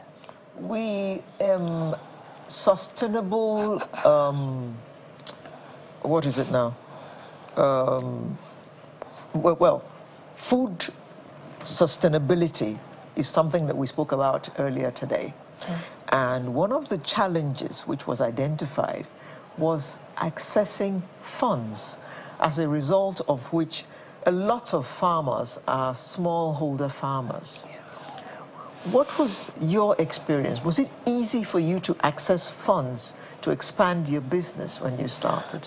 Well, it depends on your definition of accessing funds, because to today we've never approached any bank for any loan. We are not on any grant or any support from any organization anywhere in the world. So where did you get the money to? you just keep keeping at it, you know, because you have to be careful, especially in agriculture. You have to be careful about the type of funding you're looking for, especially if it's coming in form of loans and all that, because it is not all the time you make profits 100% in agriculture. So you have to be very careful. Does anybody want to make 100% profit in business? I'm sure there are a lot of people who want to make even more than 100%. So, but accessing funds, especially in Nigeria, yeah, I think there are a few institutions that are, you know, doing things for farmers. You know, it may not necessarily be in form of capital, but it may be with, you know, like investments in seed, you know, just providing equipment, infrastructure, even impacting knowledge, which is very important. Training is very important. So for us, what we've done is we just take it step by step, you know, one day at a time. We grow, and we try to focus on the most profitable things, because one mistake people make in agriculture is you think, oh, because my neighbor is planting cassava and he's driving a Rolls Royce, so I must just also go into cassava. You don't know what it's doing. You don't know how well, you know. So over the years, we've been able to put our hands on in so many things, and we've discovered that, oh, this one will never try this again, and this one needs more effort. It needs, you know, more input, and we focus on those ones and to make it a better thing. And that's why you see us infusing tourism into agriculture, you know, because it's a grossly untapped, you know, sector in agriculture, like a subsector in agriculture, and it's still in its pioneer stage at the moment, you know, and there are a lot of prospects in that regard. Yeah. That's where I'm going next. Yes. What are the prospects? An investor, I mean, has money sitting down and is looking at a number of things. Where am I going to put my money? So, pitch to this investor and get him into the agric business. Yes. Whichever part of it you want to get him into. Thank you very much. So I would honestly not be here today if I was just here to talk about, oh, come and invest in agriculture. Like we've been doing it in the past 17 going to 18 years now, you know. So, but because we have a lot of value added, it's not just about agric. I think the last time I was there, I was talking about that we do not produce for the market, because it's the beginning of poverty for a farmer. You produce, yeah, you end up dying poor. You produce, you go through all the labor, and the next thing you're thinking is how to get those produce to the open market. They are the determinants of the price. You have no say. So even if you have spent 100 naira on, you know, setting up and making sure that those produce comes out, you go to the market and they're offering you 40 naira, you have no say. So we started with that, and then, you know, we add more value. Our food, you check all our food products, they are of international standard, you know, and then we have learned, we built a community of people who have value for what we do. When we talk about 100%, you know, production of natural foods void of chemicals, you know, so people now take these food products now and they tell you, oh, I got this, my medical issue reversed, I got this reversed just by eating healthy, you know. So we've been able to create a niche for ourselves in that sector, but there's still more to be done. And, you know, like you said rightly, if you call anybody today and tell them, oh, come into agriculture, the first picture that comes to their mind is, you know, the hardship, you know, carrying the cutlasses and the hoes and all the challenges that are around it. So we have seen that for agriculture to be sustainable in Nigeria and to be enticing to the youth, it has to wear a new apparel. We can't continue like this. Somebody will not send their children to school, and after university education, you tell them to come and carry cutlasses and hoes. That's assuming that even when someone goes to study agriculture in school, he has anything but hoe and cutlass. to teach. But please, tell us, you know, you've come here quite a few times. So we are wearing a new apparel. You know, we're presenting to people that agriculture can be fun. It is very profitable, only that you need to know the profitable parts of it, so that you don't dip your hands into something and it gets burnt. Is that why you are here today? That's why I'm here. So tell us. So, by the grace of God, Extra Large Farms and Resorts happens to be the biggest luxury farm resort in Nigeria. Luxury? Yes. Farm, It's intentional luxury. So you have farm, you have a resort, and then luxury in the farm, as we can see on our screen. So we have opportunities, wealth creation opportunities, sustainable wealth creation. It's not about creating wealth today and you're broke tomorrow. And transgenerational wealth creation opportunities within the agriculture sector, food production, health, because, you know, it comes from food, natural foods to health, and then to tourism. So we have designed some packages that different set of people. We have 3 classes of people that we're pitching to this morning. For example, in the tourism sector, like you can see on the screen, we have that very beautiful and massive infrastructure facility, like I said, the biggest luxury farm resort in Nigeria, and you can be a part of that in 3 different ways. Number 1, you can actually you own a piece of that resort by helping us to provide more accommodation. Now, providing accommodation, somebody is thinking, what exactly is she talking about? We have a goal to attract into that resort 1 million tourists every year. And most of them are coming not really because of agriculture, but they are coming at the same time because they love the idea of, I'm going on holiday, but in a farm, and I'm going to enjoy luxury. So it brings them. But at the end of the day, everybody that comes, for whatever reason they have come for, are able to see some level of agriculture that we are practicing in that farm. So it helps us to preach about agriculture easily. So as this teeming population of people are coming to the resort all the time, this year alone we've over tens of thousands of people, you know, coming for their corporate retreats, for their staff trainings, for their conferences. Families come there for their holidays. You know, schools, a lot of schools come there for excursions and all that. You know, so we're providing more accommodation so that we can be able to receive more people. That is a mind-blowing opportunity for somebody who is watching me right now. And you know, when you have this type of opportunity, they don't stay for long. There will be a time somebody will want to tap into this, but it will be too late. You know, because we have a number of units, the housing units that we are looking to give out for people who are interested. So you can actually own a home right inside that resort. Yes, it's your home, it's your house for life. you know, but we help you to manage and maintain it. As you have interest in that property, we also have a bigger interest because it's sitting right inside the resort. Now, the good news is that, you know, a lot of people have properties here and there, and at the end of the day, you see a lot of abandoned buildings. Even trying to get tenants into your house becomes a problem. But here you are having a house in a commercial city, a holiday destination center that people are trooping into all the time. So yes, you have a house. So when you want to go on your holidays, you're already covered. But most importantly, you are joining us to provide accommodation to people, and you're earning on every visit.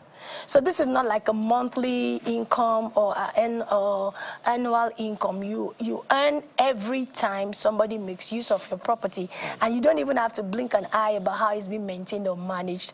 And we're talking about an investment of about 50 million naira that can earn you between 5 or 9 million naira, you know, on an annual basis. The other bigger one for the 3-bedroom villa, we're talking of an investment of about 110 that can give you between 10 and 15 or 18 million naira with, you know, on an annual basis.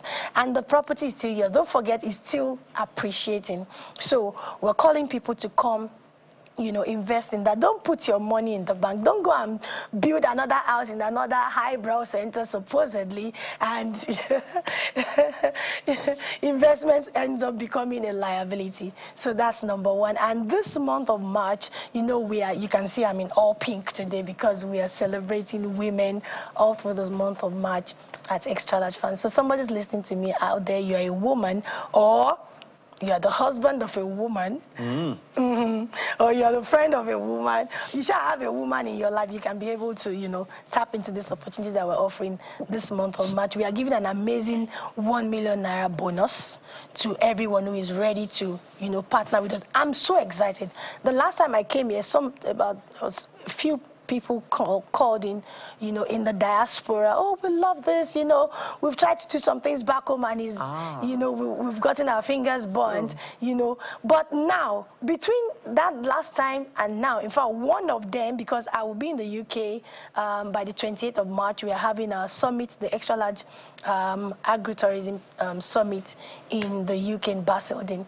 And one of them is going to be collecting our handover papers. You know, just within 3-4 months, it's already done. And a whole lot of other people are also already in the process. You are doing business with peace of mind. And the realest investment you can do is not just that investment of money stuck in something that you don't know what it's being used for, but this time around you're investing in something you can actually see. You can feel it. You know how it's being run and everything like that. So we're giving the opportunity to people this morning. You'd love to be a part of it with an initial deposit of 5 million naira. You already have, you know, you already have a property there, and you can have a payment plan.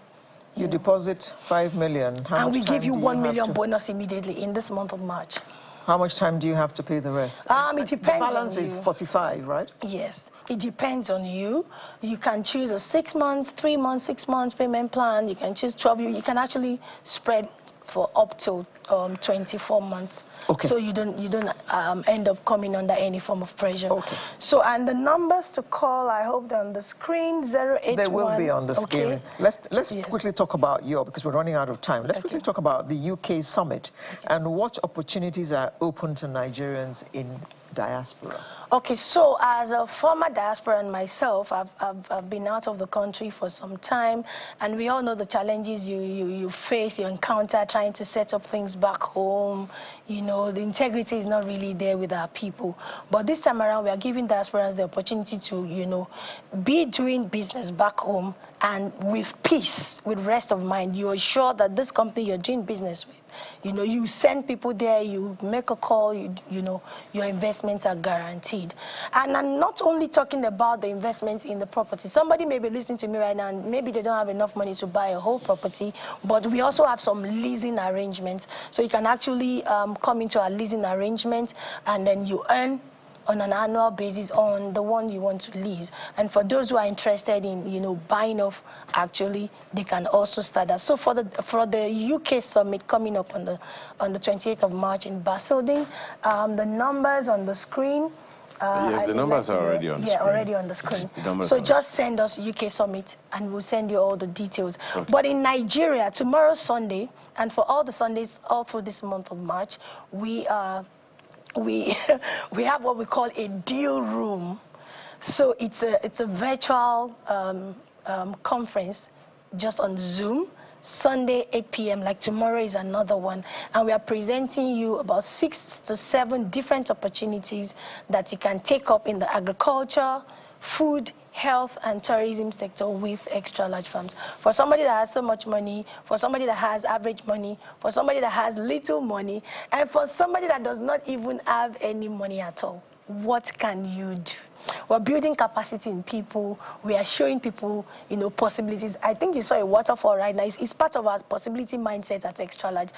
That is not natural. We built it. We made it happen. Like we're about to build the only beach in the whole of Ogun State.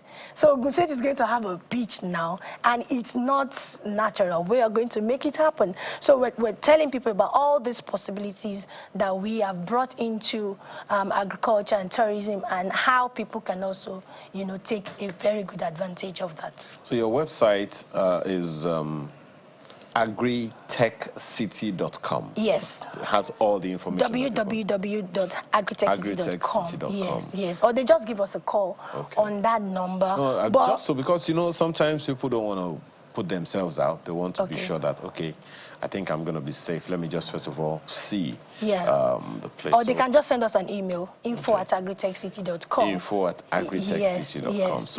Yes. agritechcity.com website. There's homes.agritechcity.com. What's the difference? Yes, so the homes is focusing on the home ownership.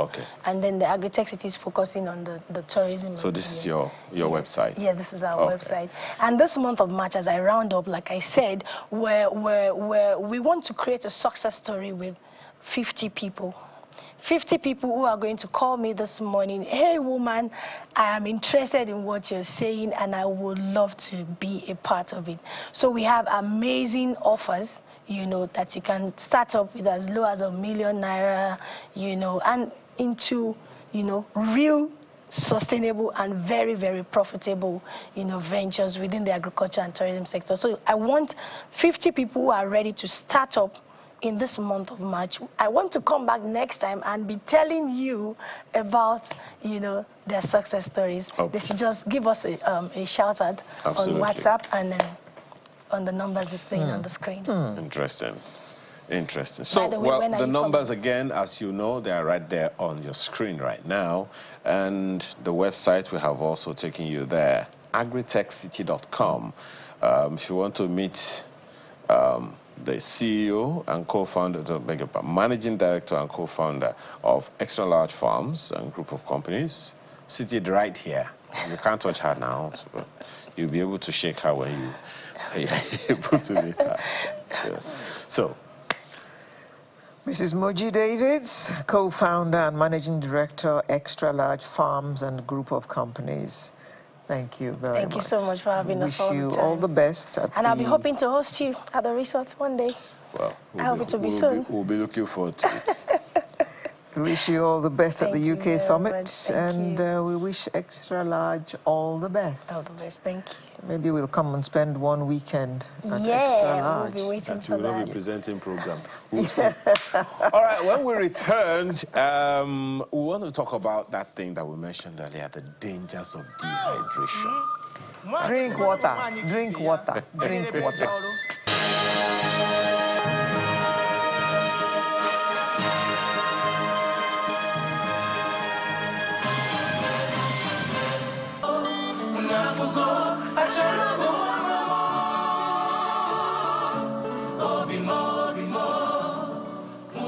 Right now, the weather is about 32 degrees in Lagos. And it's still morning. And Google says it feels like 40 degrees. And it christens it excessive heat. Of course. Okay. So, as a result, your body naturally loses water. Don't forget, your body is principally water. A lot more of you is more of water. So you lose water through sweating, urination, and if you don't replace it quickly enough, you get dehydrated. Now, We understand that people at risk include athletes, that's those who work in the heat. You know some of them. Older adults and those with chronic conditions. What are the recommended amount of water you're supposed to drink in a day? Alera, for instance, is supposed to drink a minimum, or should I say average, 2.7 liters of water per day. What's my name doing in it? As I was saying,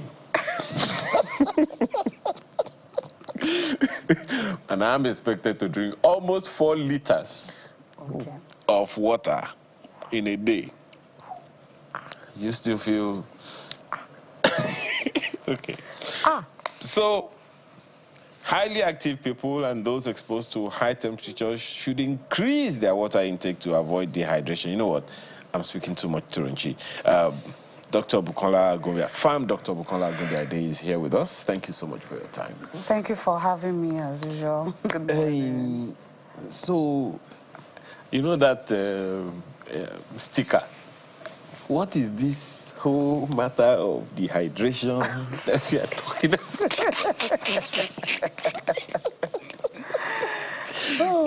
It may sound funny. In fact, some people are wondering, dehydration, are we not in Africa? I mean, this water is, so why is it an issue? It's a major issue. At this time, the weather is actually very hot right now. And it's a major issue because we have a specific condition that requires that we pay particular attention to our hydration level. We have genetic factors and we have environmental factors. Environmental, we are the tropical climate area of Africa, so the average room temperature is quite high. And genetically, we don't do well with dehydration. We have the sickle cell traits, which when we talk about sickle cell, the sickle traits, people just go off to the extreme, to the SS, but that's not the sickle traits we have. People who are AS actually have the sickle traits. That means you have one normal hemoglobin and you have the sickle traits. And it's actually an adaptation for us to be able to survive malaria. If you are AA, you don't do well with malaria. We all know that. The sickle trait, which is the S in front of the S, AA, if you have it, what happens is the red blood cell changes shape into a sickle shape, so the malaria parasites would have issues to attach to it. So it's actually an adaptation evolution. But the trade-off is, once the red blood cell changes into a sickle shape, you have issues with oxygen transportation and so many other things. So, but who are the people that are, we mentioned, some of them, but tell us, just for clarity, what does it mean to be dehydrated? And what are the implications? Okay. I think the best test for it is to check the color of your urine. If your urine is becoming yellow, as in like you can really see that this is yellow, or getting very close to being orange in color, then you are dehydrated. It should be ideally very pale yellow. Very pale yellow, that's the ideal way. Then maybe you're beginning to feel tired, you're having issues with concentrating, then you are very, very dehydrated. So that's the simplest way to check. And I can tell you from our findings, from our research that we've done, 85% of adults are dehydrated. Because one of the first controls we get, if you see little kids, if they see you with water, they just finished one, they want to take another one. They want to take another one, and they don't mind weeing everywhere. They don't want to control it. They are not even able to control it. But one of the hallmark of you becoming conscious or you're growing up is you start controlling how many times you visit the bathroom to wee yourself, and in retrospect, you start controlling how the quantity of water you take, because you get to realize, oh, I think if I take a lot of water, I have to start going a lot, so you start controlling it. And something funny about nature is if you don't use a particular part of your brain, it goes dormant. So you don't get, some people don't even get dehydrated at all. The only time they take water is when they are eating and they are feeling choked. And once they've used that water to push it down, so most adults are 85% dehydrated. And our body is 55 to 60% water, depending on the age, sex, and all of that. But our brain is 75 to 80% water. Oh, okay. So even for proper brain function, Yeah. we need water. Yes. Okay. Now, is dehydration life-threatening? Yes. How so? All right. When you are constantly dehydrated, when you have a lifestyle of not drinking water, then another major factor we need to consider is that as Africans, especially if you have that sickle traits, even as Africans generally, we don't just lose water. Because we sweat, because the weather is hot, we lose electrolytes. So it's not just about gulping water. You need to also replace those electrolytes that you are losing all the time. So it's not just about gulping water, it's also about using a lot of electrolytes to replenish. So when you have something we call chronic dehydration, that means you've been dehydrated most of your life or most of the time because you have an habit of not drinking water and you sweat a lot and all of that. One of the first things that will happen to you is you have the tendency to be anemic, because our water-soluble vitamins are the ones you need in red blood cell production. So by the time you don't even have enough extracellular and intracellular fluid, you are losing those vitamins. So you become anemic over time. When you become anemic over time, which is a precursor to organ damage. Then there's also the part that your blood becomes thicker. The blood viscosity is higher than it should be because you have water in your blood. Your plasma is a lot of water. So the blood becomes very thick. It becomes more work for the heart to pump that type of blood. You are predisposing yourself to hypertension and so many other things along the way. So it's actually very life-threatening. Sorry, you've spoken too big English. Two range. Number one. Okay. Electrolyte. Okay. See, when you have it sounds like electricity. Yes. And that's Keja disco. and all that. So give us an understanding of that. Okay, electrolytes What they are and where we can get them. All right, okay. Because you said you are losing electrolytes and you need to replace it. And I have already recharged. So when we are sweating, we're actually losing 3 electrolytes. You are losing sodium, you are losing potassium, you are losing magnesium when we sweat. Electrolytes are like electrons in our body. They help in neuron transmission. They help to, just like electric currents, it helps your body to work well. It helps with the transmission of electrons around the body. It helps the whole biochemical processes in the body. We get it from salts. We get it from a lot of our fruits. We get it from nuts. We get it from coconut water.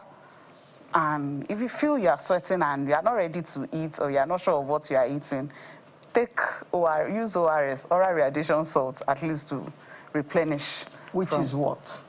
Just water and salt. There's oral radiation salt as a product that we use for children when they have diarrhea and all of that. Yeah, so as an adult, you can get that powder, just put it in the water to replenish when you're dehydrated. Then when you say thicker blood, we already know that blood is thicker than water. So how do I know? Okay, maybe I should put it better. What is the diagnosis for dehydration? How do you diagnose dehydration? How do you know, excuse me, that you are dehydrated? You have given us one, person's urine. How do you know that your blood is thicker? You can't bring it out and be checking. If you do a complete blood count in the lab, they can actually discover for you that you have a thicker blood. Okay. Now, when you say rehydrate or hydrate, drink water. No, you said hydrate. Is it only water?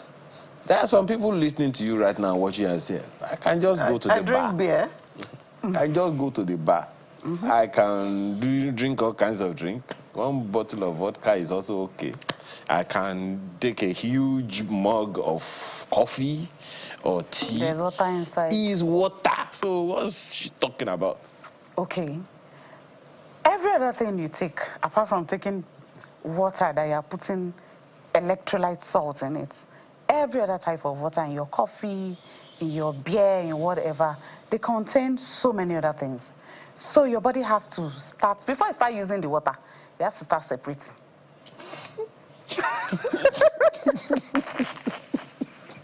So that's a lot of work. It has work to do. Exactly. So give it water. It's just water. Abi, at least you So reduce it goes to work immediately. Exactly. So you reduce the amount of the process that it has to go through. Because the water in your beer, for example, will not just enter your system like that. It has a lot of alcohol and all of that. So the only time that water will enter your system is by something we call a reabsorption.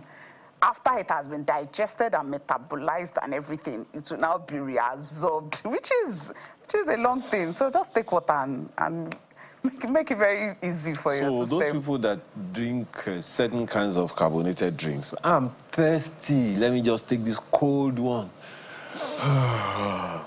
It's out of place. Of course, it's out of place because your carbonated drinks contain a lot of glucose in it. So immediately you are drinking it, insulin is already producing. Insulin will not come to play when you are taking just water. But immediately you are taking something that contains a lot of glucose and all of that, insulin is already coming out to help in the process. So that's you calling calling for unnecessary help when what you're trying to do is just to rehydrate. Now, you mentioned the critical figure the other time that 85% of adults are dehydrated. Yes. Clearly, we don't even know that we are dehydrated. Yes. Is it a culture thing? Is it a practice we adopted? Someone said that if you didn't drink, if you drank water too early, if you were giving water too early as a baby, could also be a reason. At what point do you think people started losing that urge to drink water? You mentioned it earlier. I want you to reiterate it and help us. If it's a culture thing, if it's a mindset thing, if it's a status thing, whatever it is, help us understand. I think from the days when I used to do a lot of medical outreach, one thing I realized was market men and women, they don't take water because they don't take a lot of water because they don't have a good toilets in the markets. So they don't want to have to go and use somewhere that is not nice. So they've kind of trained their bladder that once they enter the market, they hold it. They hold it. They will eat, but take small water because even your body will not remind you because your bladder is almost filled and you've conditioned your mind that you don't want to go and ease yourself. So it will not even remind you or encourage you to take a lot of water. And you do this day in, day out, your uric acid keeps going up, increased viscosity and a lot of that. And recently I was speaking to a parent. She was complaining to me, a mother, she was complaining to me that a 6-year-old boy or something is still bedwetting, is it normal, and all of this. And this boy will wake up in the middle of the night, he will still ask for water. This boy will wake up before he goes to bed, he can drink like how many liters of water. That's so what we are doing now is to stop the amount. I said, please. Do not do that because if this problem starts, you will not be here to face the problem with the child. Because yes, I think looking at it practically, I think it starts from that age when we are trying to stop our children from bedwetting. We start encouraging them to reduce the amount of water they drink so that they will not bedwet. And of course, they know we will beat them if they bedwet. So they start to consciously reduce the amount of water they take, and before you know it, that part of the brain stops working. You just gave somebody deliverance right now. Yes. The person is wondering, so that is why. I don't know what the problem is. Now, for those who cannot help holding their bladder, what are the implications? I'm asking because those people do not see any other way around. It is also pointing to a bigger problem, which is that governments need to provide, these conveniences all around the country, the country, even in the markets that you spoke to. Yes. I don't know where they will put that kind of thing in mile 12, but so they'll find the space. Don't worry. They better find the place. So, what are the implications of holding your bladder, whether as a man or as a woman, for too long? Help us so that the enormity of the issue will sink into us. Your bladder is a temporary storage, not a permanent GP tank. So by the time you turn something that is just supposed to, it's just a collection point, when you now turn it to a storage, then there's a problem. First of all, you start weakening the muscles in the bladder. Then when the urine stays too long, there's tendency for some of this urine there's tendency to have a reflux of some of this urine back into the urethra and all of that. And it increases your chances of having urinary tract infection and the likes. So it's not a good thing to do. Well, someone is asking you, what's his name now? Shorty Abbey.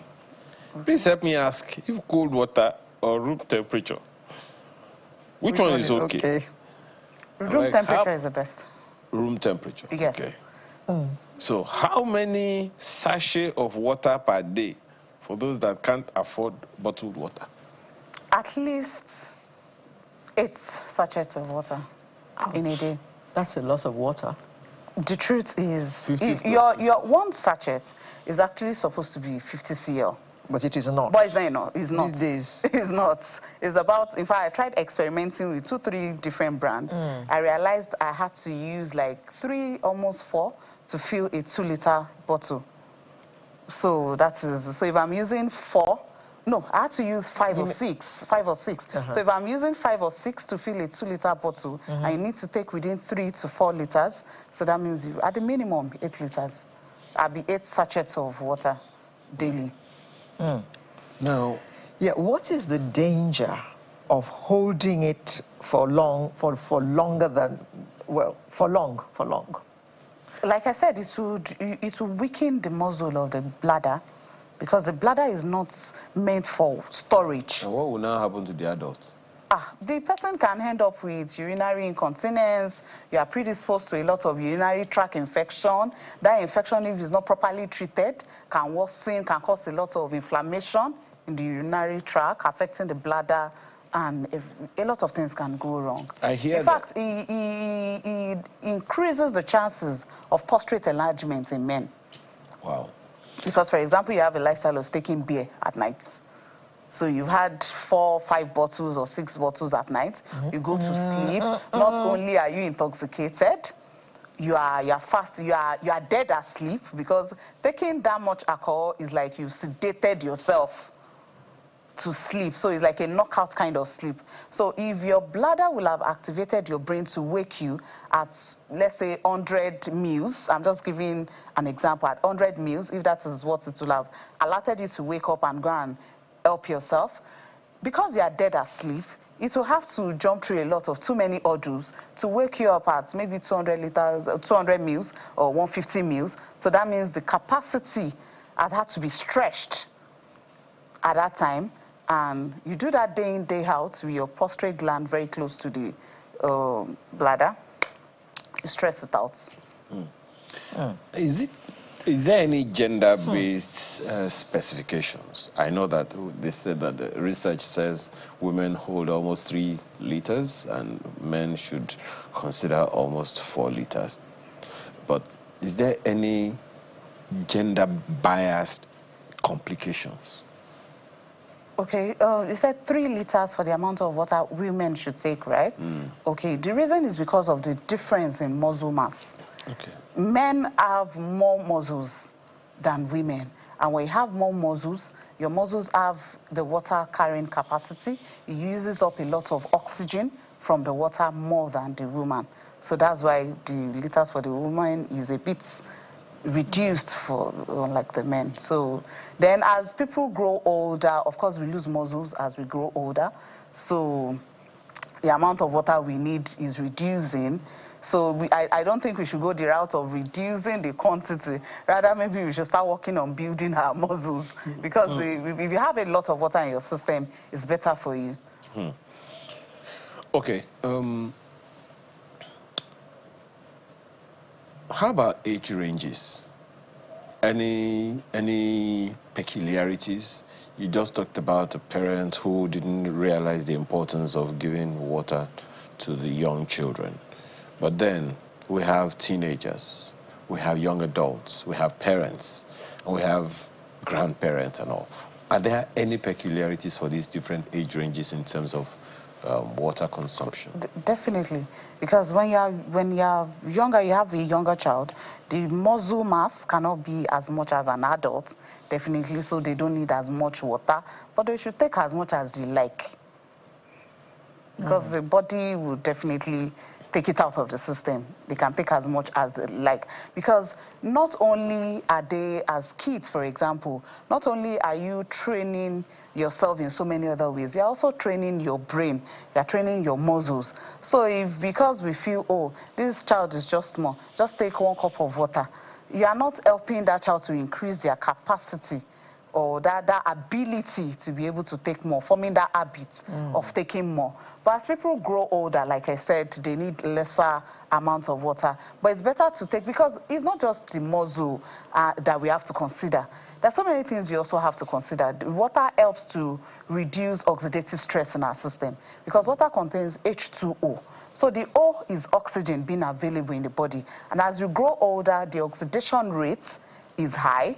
So when you're taking water which contains oxygen, you are reducing the oxidation rate. So we cannot just consider the muscle mass or body mass and all of that. You must also consider that there's so many other things going on in our body. So everybody should just go for within 2.5 to 4 liters, so that it doesn't become, people start carrying calculator.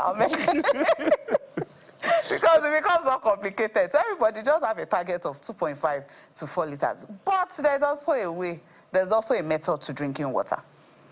Okay. Because when some people are listening now and they've got to carry a big bottle, no, you don't gulp your water. Because if you gulp your water, the same way your body will save you in case you are drowning, that it will push out all the water from your system, the same way your body will react when you just gulp your water. So the formula to it is to always have a reusable bottle of water, and you sip every time. You sip every 30 minutes, every 5 minutes, every 20 minutes. But it's not that you've forgotten. Small, yes. Okay. You take a mouthful, you swallow. Yes, not just gulp it down. That's not beneficial. Can continuous demand for water in a child be a sign of juvenile diabetes? Yes. So how does a parent judge? That's why they have to go for not a diagnostic check, a screening test. Our children, the mistake I think we make as, is it Africans? Yes, is we believe children are perfect when they are given birth to. No, that child has inherited a faulty gene and the good gene from the mother, the good and the bad from the father. I'm sure that's why the Bible said we were born in sin and all of that. That child is not perfect. It's just a matter of time when whatever that child has inherited will exhibit itself. So as much as we are doing screening tests for ourselves as adults, we should do for our children. They're not perfect beings. We should check what's their state of health. Somebody is asking, John, is there anything like overhydrated? Yes, there is. You can sink in your own water. Yes. Describe that one to us. The person will become confused. In fact, the person can faint. In fact, it can cause death when you're taking too much. Yeah, because there are some hard drugs that people take that actually make them take a lot of water, as in too much water, that they start gulping a lot of water. That's too much shock on your system. It's going to dilute all your intracellular fluids and everything, make that blood that we say will go thick when you don't have enough water. Watery. And maybe the art that was having issues pumping a thick blood will now be confused with pumping a very, very light blood. So, of course, everything has its own. There's nothing good or natural that doesn't have to be checked. Okay, Lawrence Akimboyo asks, is it good or bad to drink ice water to avoid dehydration? It's not good to take ice water because the temperature of the water is different from your own. The temperature difference is so sharp from your internal temperature. Maybe my internal temperature has the capacity to cool it down. So, it will cool it down eventually. But why put your body through that stress? So I am it's like too tired. When you take cold water, it's like your body needs to act very quickly to normalize the temperature of that water. But it's very it's not pleasant when you are very hot. Yeah. And then you take room temperature. You are craving some cold drink. That is what Advert has done to us. Ugh. Yes, trust me. If you start a lifestyle of taking room temperature, no matter how hot you feel, you will get to that point where you feel more comfortable and you are more hydrated over time when you take room temperature. Another thing that happens is when you take cold water, because of the sharp contrast with your body temperature, your body has to act very fast to normalize, then it will get out of your system very fast. It will want to do away with it very fast. So, but if you take room temperature, is almost at the same temperature with your body, so your body is not trying to rush it out or send it out of the system. So you get more hydrated over time than taking cold water. Auntie, in those days, before fridges became what you found in every family home, people put their water in clay pots.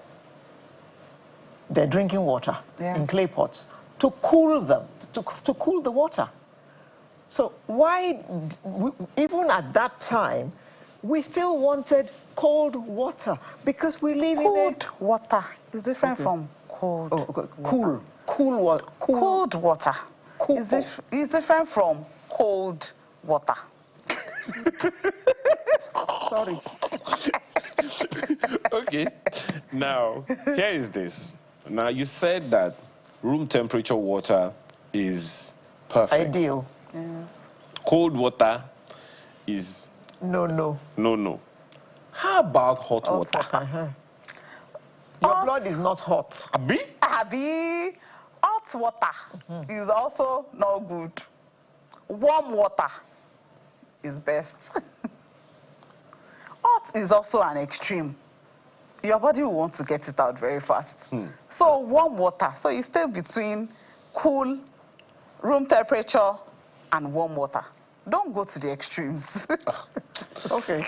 Somebody wants to know if drinking a lot of water will make you put on weight. No, not at all.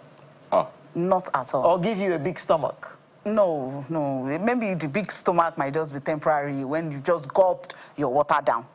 So you should not go. So you should not gulp. Okay. But if you take enough water, adequate hydration actually helps with weight loss because it helps the motility of your GIT, so your digestion is faster. When you're taking enough water, when you're dehydrated, one of the things that happens to you is there's increase in cortisol level when you are chronically dehydrated. Your stress hormone is very high. And when your stress hormone is high, cortisol is very close to glucose. Your body feels, oh, we need to start storing. You know, what we know changes as the years go by. When we were little, it was eat your food, then drink your water. Now we hear drink your water before you eat your food. Which one is correct? Okay. You see, the thing is, I was speaking to someone recently that gone are the days when health education was something you have to do. Now, we don't need to do health education because, in fact, right now we have health over education. Okay. Because we have the internet, so everybody is exposed to a lot. Information overload. Information overload. So what we have now done in my practice is to move away from just educating. What we now do is to hold people to, as in help you make sense of the whole thing. Okay. Then now hold you to consistency, because common sense is not common practice. But the thing is, for every lifestyle changes or habits, you need to determine what point are you in your health journey. The point you are in your health journey will determine how you use a lifestyle habit. For example, somebody who is overweight because they eat too much, so of course excess calories and all of that, we ask that person to drink water before eating, because water will have taken space in the stomach and they can eat less. So the fact that it's just water does not mean it applies to everybody. The fact that it's vegetable doesn't mean it just applies to everybody. That is why you have to know, where are you? What are you trying to achieve? What is your health goal? So that's why it's very important for everybody to have an health coach. Just one last one. We've talked about the dangers, the risks, the diagnosis, all the negatives. What are the benefits of being properly hydrated? Hydrated, wow. The lists are endless. For example, you won't be anemic. You have GIT issues. You won't have, okay, one thing about Africans is we have a genetic predisposition to having vasoconstriction.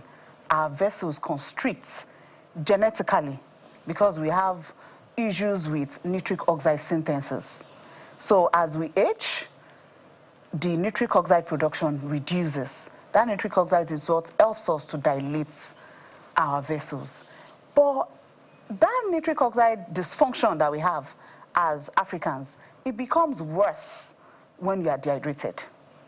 You have, the production will go very low when you are dehydrated. So if you are hydrated, you don't have vasoconstriction issues. You don't have vascular stiffness issues. And when you don't have all of this and you are not anemic, you don't have hypoxia, you don't have chronic dehydration problem, then your health will be perfect. Because most times, in fact, we did a research and we're able to trace over 75% of ailments to dehydration as their root cause. But sometimes you are treating hypertension. Hypertension sometimes is not because the heart is not working, but because the vessels are stiff. And the vessels are stiff because your nitric oxide has been low over the years. You see, I was just nodding because you have spoken a lot of Turanchi. Okay. Thank you very much. I don't understand it, but maybe as a doctor we can take consultation. Okay, yes, to do that. But long and short, Drink water. Yes. Thank you for having me. The Farm Dr. Bukola Agubiade, pharmacist and consultant, lifestyle doctor. Thank you so much for your time today. Thank you for having me. Okay. One of the things that the doctor has told us is that when you sweat, you lose electricity. Sorry, electrolyte. And there's someone that helps you to do just that. And we're talking to him on our home stretch.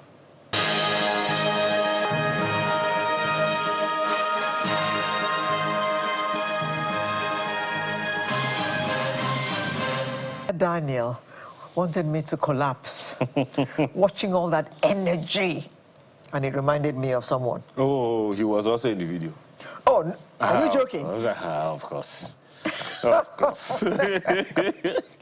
Elijah Daniel, also known as Omo Majemo. By the way, Majemo, I found out means covenant. So not covenant. Elijah is the covenant child. And he's a Nigerian gospel singer and songwriter renowned for his exceptional vocal prowess and dynamic performances.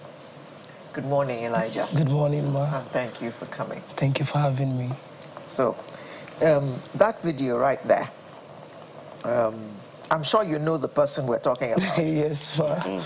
So how come you were all in the same video, jumping all over the place and making us sweat, just watching you? Somebody else you should add.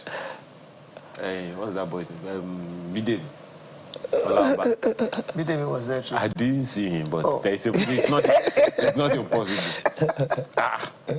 How did you all get yourselves together to make this video? Okay, I actually called for them. You know, he was also in the video. No, like Mike Abdo and Testimony Jagger, because I was like, I need that energy that can match my hood, and Mike Abdo is like a senior, a mentor, you know, Oga, father.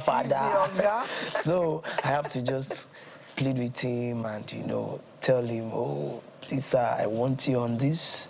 And he accepted to do it with me. So, and it came out really nice. So people keep talking about the energy. Till tomorrow, the energy we put together and the effort and everything. So the video from A to Z, the energy is unmatched. How did you achieve filming on the street? I'm not going to ask you what street that is, by the way. Okay, it's the work of the video director. Yeah, he had Were you actually on the street, or that was? Yes, it was on the street. So people were passing by, cars, everyone were, you know, watching, and they found it quite interesting to, you know, to watch, and everyone was anticipating. Oh, we can't wait to see this. We can't wait to watch. So. Wait, that must have been some street in Lagos. Because I don't know how many other cities in Nigeria have yellow boxes. It's Lagos on the highland, actually. Lagos Highland. Yeah, but then people that watched it from overseas were like, this is not Nigeria, this is not Lagos. Because I think it gave them like another look entirely. So we thank them very much. This is Lagos. This is Lagos. We own our Lagos. Our own Lagos. Yes. Lagos. It's silent. No, don't let me. Just say it. I think it's Broad Street. Because there's a building there that I think I recognize. Don't advertise that place before other people will go and spoil the place. Yes, sir. How's it been? It's been fine, and it's been challenging, but through it all, we thank God. There is a question that Alera is going to ask you. So let me ask you on her behalf. Okay, sir. You are a distinguished Nigerian gospel singer, songwriter, renowned for your exceptional vocal prowess and dynamic performances. But you studied entrepreneurial and business management at National University of Nigeria. Who met who lost who? Actually, singing has been part of me right from, you know, childhood growing up, and it's my passion. But you know, we have to go to school, we have to be educated, you know, we have to learn. But then when I was in primary school, I always have it in mind, I want to become a banker, I want to be a businessman, you know. But no wonder you shot your video.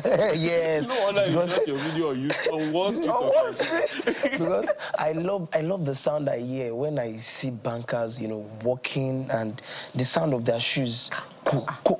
Then, you know, so that alone inspires me to like, oh, I need to go to school, I need to become a banker. So from time it has been on my mind that, okay, anything pertaining business, you know, I want to work in a financial firm.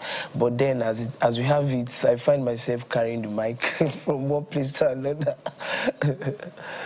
Okay. So whom did you have to convince? Whom did you have to convince that you want to do music and not work in the bank? I would say my dad. He's always the dad. I say my dad because I know back then my dad won't allow me to even go out for rehearsals. He'd be like, it is late. You know, he walk up to my mom and tell my mom to tell me not to go out, you know. But now my dad is one of my biggest fans. What's your dad's favorite kind of music? Sonny Ade, Obey. Oh, no wonder. No wonder. So that's. So you're saying essentially that one way or the other, your dad's interest in music could have influenced certain elements of your music. Yes. How? Yes. Okay. while I was younger, like I said, if he had actually really supported me, when I started then, it would have been way much better, back then. But, I received beating instead, So whenever he hears me singing, he just tell me, you're shouting, you're making noise. Bah, bah, stop. And my mom would be like, no, F your moile, leave him, this and that, But I wish he has actually really embraced that and even become my manager back then, it would have been, Easy for you to say. Daddy had engineer friends whose children are engineers and doctors and lawyers, and you now want to be gay. What's that Yoruba word for music? So, but at what point did the tide now begin to turn? Okay, in his interest in your music? When after you got your degree, yeah, when he started seeing me, on some big platforms, seeing me sing for, the governors, entering into some high places that, he himself couldn't have imagined that, I'll get, him going out and people recognizing him as my dad, giving him due respect and honor, all that. So it was... it no longer was. So, Omotanie. Yeah. Babatanie. Whose father are you? Even in church. So you're riding on your son's face. Exactly. Right so on. Even in church, the respect, the accolades they give to him, He's not a pastor in church, but when they recognize him, the ovation is always, very much, and I think he's enjoying that and he's happy. He's a proud father. Why Omomajemu? Okay, Omomajemu is a name given to me by God through a man of God. I just finished singing in the church that very day, and it was so powerful in God's presence, and the pastor had to call me to his office and tell me the first word that came out from his mouth. He looked at me.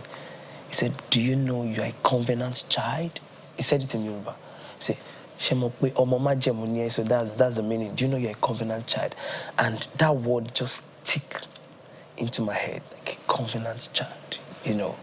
Tried to make my research about it, and yes. And what did you find out? What did he actually mean by that? Yeah, like God has made a covenant with me, to actually sing His praise to people. Through that, people get healings and deliverances. People get liberated. People are always joyful. Some people call me a joy giver. When I sing, people just find that joy. That is the covenant that God has made with me. That Elijah Daniel, this is it. You be a joy giver. You will liberate souls.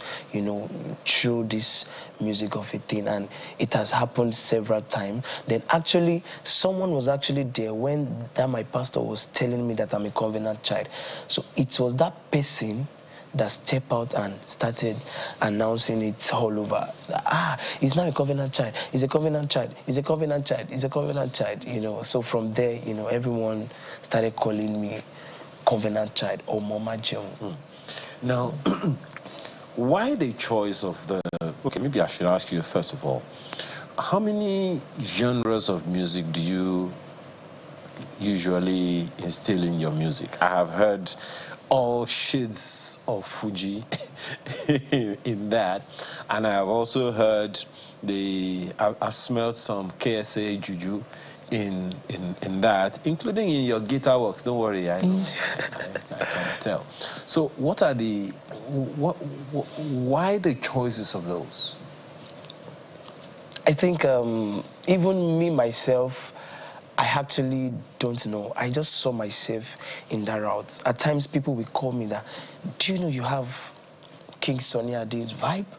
And trust me, during all this time, I've never sat down to watch King Sunny Ade.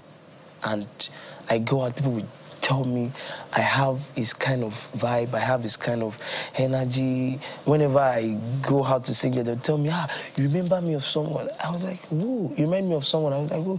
They would tell me King Sonny Ade. I'll be like, wow, really?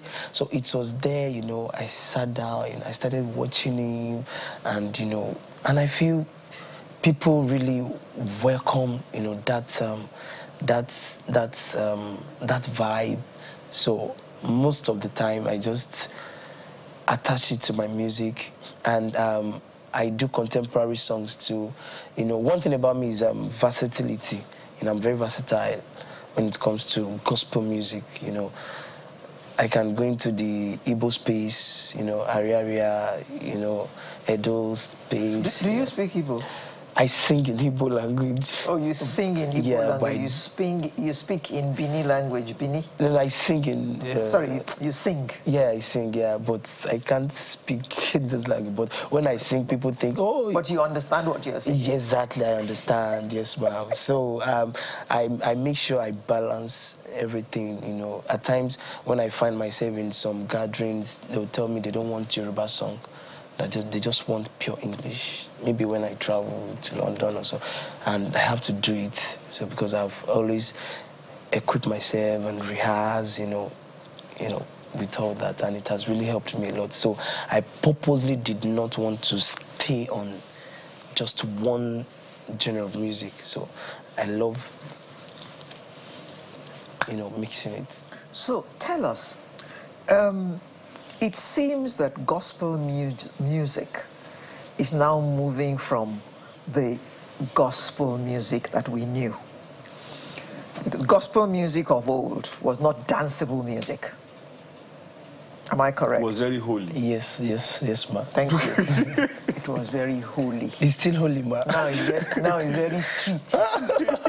Because you are all on the streets jumping and dancing. And actually, gospel music can now be played in a discotheque. How did we get here? Okay, I'll say, you said gospel music is now on the street. Okay, gospel music being on the street has also won so many souls. Let's take that, because we do street praise, street gospel, carnival, and from there, when we sing, people get attracted, people get blessed, and they just surrender everything to God. From there, we've won souls. What I found out is all gospel artists will not sing in the church, inside the church, the four corners of the church. Some of us are sent to the street. So we have to communicate in the street language that they will understand, to bring them closer to God, to the gospel. So we have to go into the street. So you are evangelizing? Yes, ma'am. Exactly. So everybody will know, because if everybody sing from the church, if everybody sing inside the church, nobody will. Yeah, it's just going to be for people in the church. But when we go outside, that's why we found so many programs on the streets this day, aside from crusade, revival, gospel music ministers are also doing a lot, going out to markets, places, to sing the gospel, and from there people give their life to Christ. They win souls, and it's different from from early days. Let me put it that way, and I'm so sure, even if like our Mama Bolare, a gospel legendary, if she is to be at this, century, like this generation, if it should be like Gen Z generation that we have now, Mama will also carry body, to be sincere. yes, Mama will carry body for God. Yes, so I think it is time, and season. But trust me, ma'am, we are still communicating to the world through our music on the street, and people are getting saved. I can assure you. Now, how about this? So, there are many people who want to get into music, whether it's gospel, secular, whatever.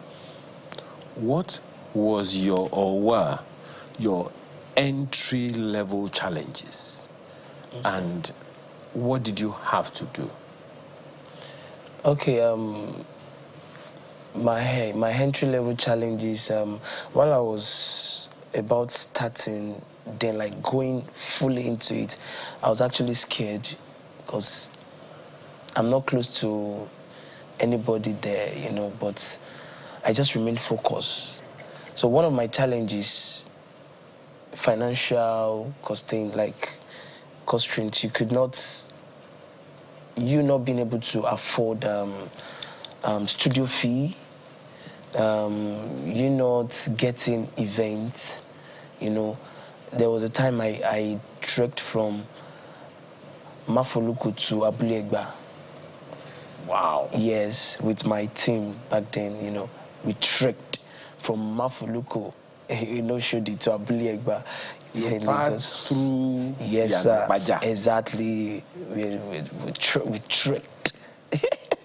So all by vehicle is about 30 minutes. Yes, so we had to trek. As we were trekking, we were drinking water from the church we went to. She'll be very happy to hear that. So that church we went to back then, they didn't give us anything. They only gave us pop-off and, you know, pure water. You know, that was what we... They give you what? Pop-off. Yes, and pure water. So that you can use it to have energy. Yeah, that was to what walk sustained us from that church back to our You walked house. back? Yes, ma'am. While we were going, we contributed money, like, we want to go and sing in social church, and we got a vehicle that took us down to the church. So after the whole singing and everything, we expected them to give us money for transport or something, but we were filled, so we had to trek with our leg. So those are one of the challenges, you know, that, you know. Should I say Mr. Dr. Elijah Daniels? Thank you so much for your time today. Welcome, sir. Also known as Omo Majemu. Yes, sir.